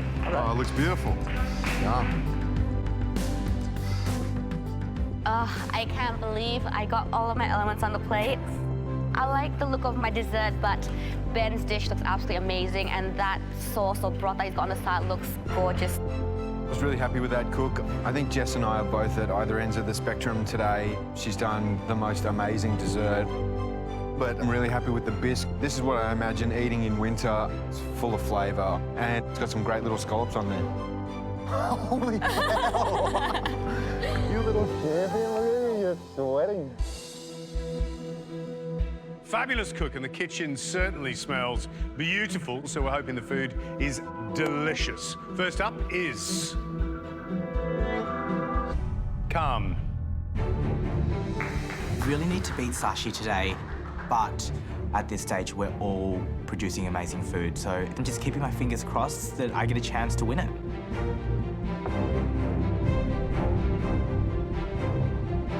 This granita has melted so quickly.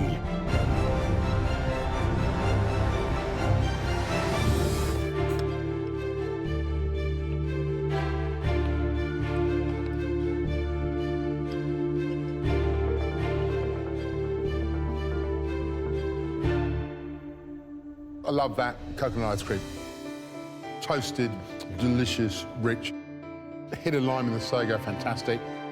And that granita, when you get a frozen bit of that granita, absolutely fantastic. But because the sago was plated while it was still hot, it's melted the granita. And suddenly, the absinthe in the frozen granita that's quite handleable becomes pretty strong when that granita melts. So now it tends to overpower everything. It's a tiny little slip, but it's enough to throw out what is a delicious dish. Yeah, which is a shame, because I love that ice cream. It screams summer. Yeah. That's yummy. Yeah, delicious flavours, but it's now the cocktail that you were trying to be inspired by. So... Thank you, guys. Well done. Right, our second summer dish, Sashi. I'm proud of what I've done today. It looks exactly what I've pictured in my mind. Hopefully, it has a very good balance of flavours and textures. What's the dish? Pan-fried barramundi with grilled fennel and rasam. And I also have some crispy skin barramundi. And the summery elements? Summer, it reminds me of Singapore. Very hot. Rasam is part of our daily diet. Beautiful, love it. Get up here and sauce, let's taste.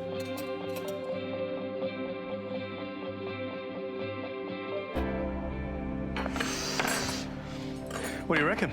Smells wonderful. Yeah. Cooked beautifully, Sashi. Really beautifully. Well done. Wow, that's nicely cooked. Look at that. It's gorgeous. It's pretty special.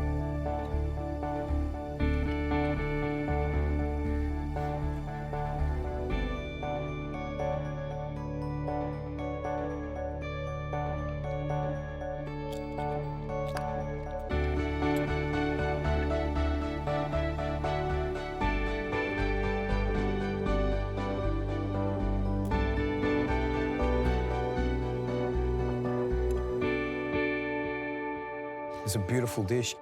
Fish cooked really well. I love that crispy, sort of salty skin. That broth is yum. Oh, thank you. This is a summer dish.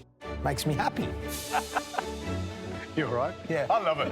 I love it. I mean, I know what the traditional dish is, but I like it in your version. I like the fennel, I like the tomatoes. It's delicious. I like the crispy skin. I like the fact that gorgeous sauce is championing that piece of barramundi. It's lovely. Yeah, what I love is you've taken a classic Mediterranean summer dish of fish, grilled fennel, tomatoes, textbook flavours of the south of France, and you've combined it with this lovely South Indian rasam. And the clever part of it is adding those peeled tomatoes and grilled fennel, because they add some more freshness and pull down the heat and the intensity of the rasam. So, Sashi, it's really good. As you were saying it, I'm going, oh, you're right. You're absolutely right. Oh, yeah, you're right. Delicious. Well done, Sashi. Great job. Whatever happens is what's going to go on the plate.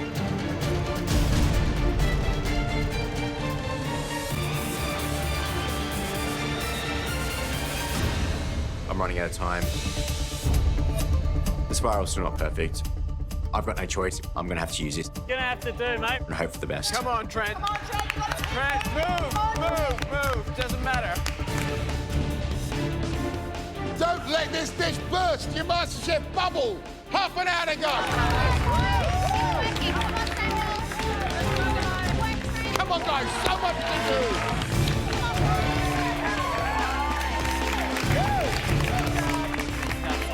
Nice, Samuel. Well done. Come on, Bri. I checked my chocolate cone, Careful, Bri. and they are perfect. Nice, Bri. Super, super thin, super glossy. I'm really happy with these. Good, very good. The semi-faded bowl looks perfect. The cocoa butter looks really nice around it. It's really smooth. Come on, you got this, Bri. Nice one, Brian. Brian lost a lot of time tempering, but he's absolutely flying now. Come on, Brian. The crowd is cheering, and it really helps boost that confidence. I'm impressed with Brian. I think it's all starting to come together. I was at the really, really slow bottom of the pack, but I somehow caught up, and I'm feeling really confident at this point. But there's still so much left to do. I have to keep pushing. I'm not going home today. There is so much to do. You got the chocolate sauce to do. You got to spray your little truffle, speed up, focus, and go. I feel like I've worked so hard today to get to this point, and all my elements are coming out nicely.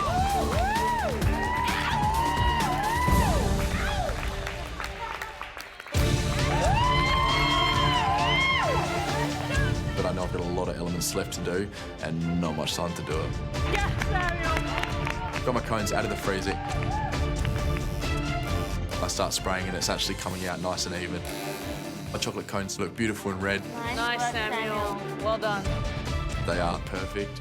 It's time to move on to my non-freezing chocolate sauce for the middle. The first thing I do is add my methyl cellulose to warm water, start to whisk it and activate it. I then place glucose and cream into my mixed jug and turn it on for 6 minutes. Once my cream mixture is up to temperature, I add my dextrose, my cocoa powder, my dark chocolate and my butter. Time's flying by. The sauce has proven to be a little bit of an issue. It's taking a little bit longer than what I would have hoped. So this is your chocolate sauce? Yes. You know what your cone is made of? Yep. Chocolate. What happens if you pour hot chocolate to a chocolate? Exactly, so think about it. All right. Everyone, we got 20 minutes to go. Come on, guys. The sauce is finished now, so into a bottle and straight into the freezer to get it down to temp. Check the temperature of your sauce. If it's too hot, don't put it into your cone. Your cone is made of chocolate. You're gonna melt. In the end, nothing holds up your dessert. Check it again, check it again, check it again.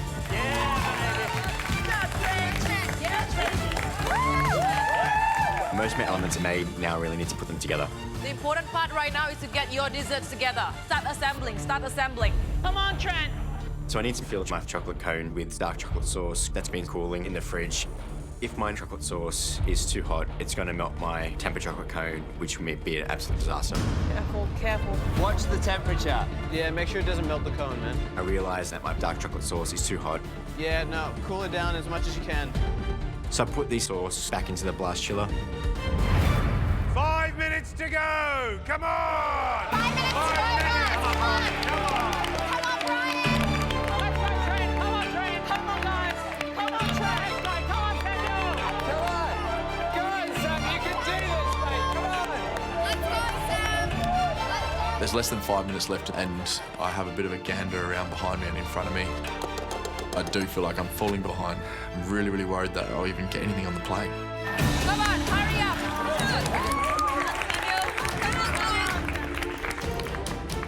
Do you have your dark chocolate sauce ready? That's next. So that's next on my list. So, right, I'm not there yet. Come on, fast, yeah? Fast. I want to taste something from you, darling. I have to get a move on. It's time to start filling my chocolate cones now. I know it's really important to make sure that temperature's correct. It can't go in too hot. Just gonna put the chocolate sauce in. Let's go. You got this, Samuel. So I test the chocolate. Feels pretty cool to the touch. Here we go. This is the nerve-wracking part. So I squeeze it in halfway up the cone. Oh, here we go. Come on, Samuel! Oh my God, I hope this isn't hot. Don't be hot, don't be hot. Staying, it's staying, it's staying. It's staying, it's fine. Looks good, Samuel.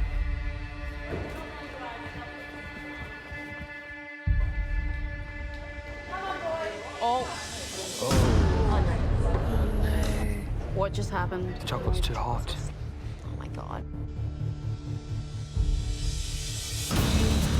Oh God. Oh. Oh.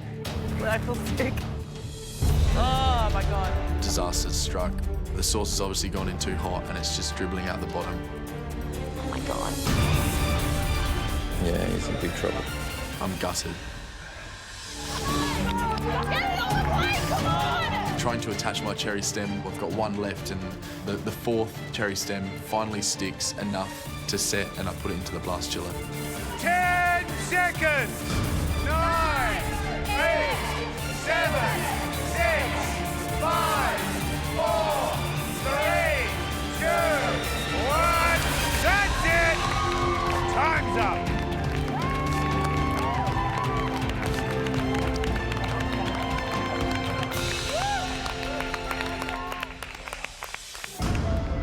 That's nuts. That was insane. It doesn't look as pretty as Christie's, but I put everything to that. So I'm hoping my balloon works. Samuel! Is it together? Did you get the hole plugged? I've never done anything like that in my life. This has been the hardest cook of my life by far. To recreate such an amazing piece of artwork, it was difficult. It was really hard. It's a roller coaster ride. It's so much to do. I was so worried I had nothing to put up at the end, but I got something up. It's not the prettiest, but I hope all the flavors are there. Food means a lot to me. It's where I go. It's where I find my happy place, and I really want to stay. That was an incredibly serious and frenetic cook. I think because those three boys desperately want to stay in the competition, and I think, other than Brian, it was probably their worst nightmare, Trent and Samuel. But at least they got 3 desserts up, which is fantastic. They sure did. I mean, geez, that is a mesmerising and tough dessert for sure. Well, actually, there's been more than a few chefs that have been playing around in this space with this concept for a decade or so. I think people love that theatre of a dessert that seems to seemingly defy physics, and this is another one. We've still got the balloon to go, and everything could hang on that balloon, literally. Chrissy, I think they're going to need a hand. I think so.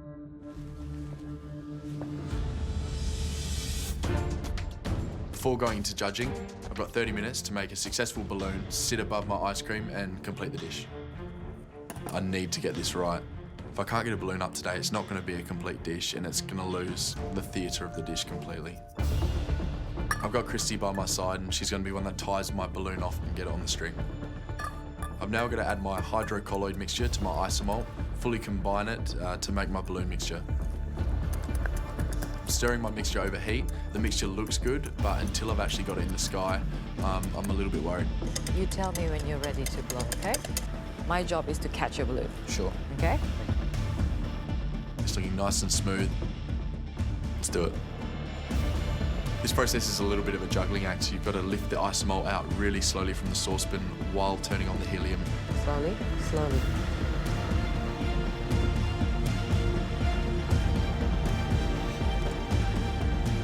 It's working. Keep moving. I can't believe it. It looks perfect. Yes, yes, good. Ah, you have hole. Oh no. My first balloon pops in front of my face. Still have time. Let's do this again. It's a sticky business.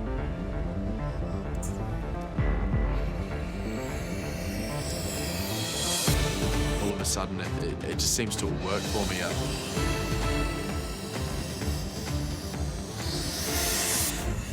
I'm absolutely pumped to have a balloon. There's no time to waste. This balloon's made out of sugar, after all, so I need to rush it into the judges so they can see all my hard work.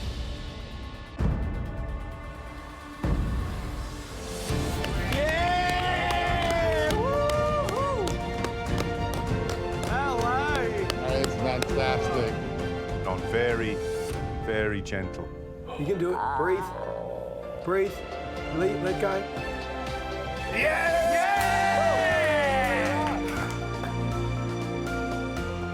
That's fantastic. Samuel! Oh, mate, sit down. Come on, sit down. I would suggest an area way out of your comfort zone. Completely. I don't think I would even ever have the opportunity to eat something like this, let alone make it. And I actually really enjoyed it. I really enjoyed it until the obvious. You looked amazing in control for most of the cook, and then in the last 20 minutes or so, it seemed to slip away. Even once I rectified the error as much as I could, I felt a real sort of joy in putting this up because I was proud of myself, I guess. Best of luck, Samuel. We'll taste now. Thanks, Samuel.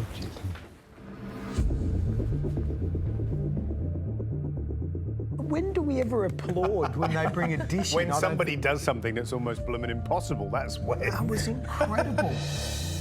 I don't want to be a downer on the party, but there is an issue here. What is that, Christy? Pour the chocolate sauce when it's still hot. And the cone itself is made out of chocolate, so it melts as well.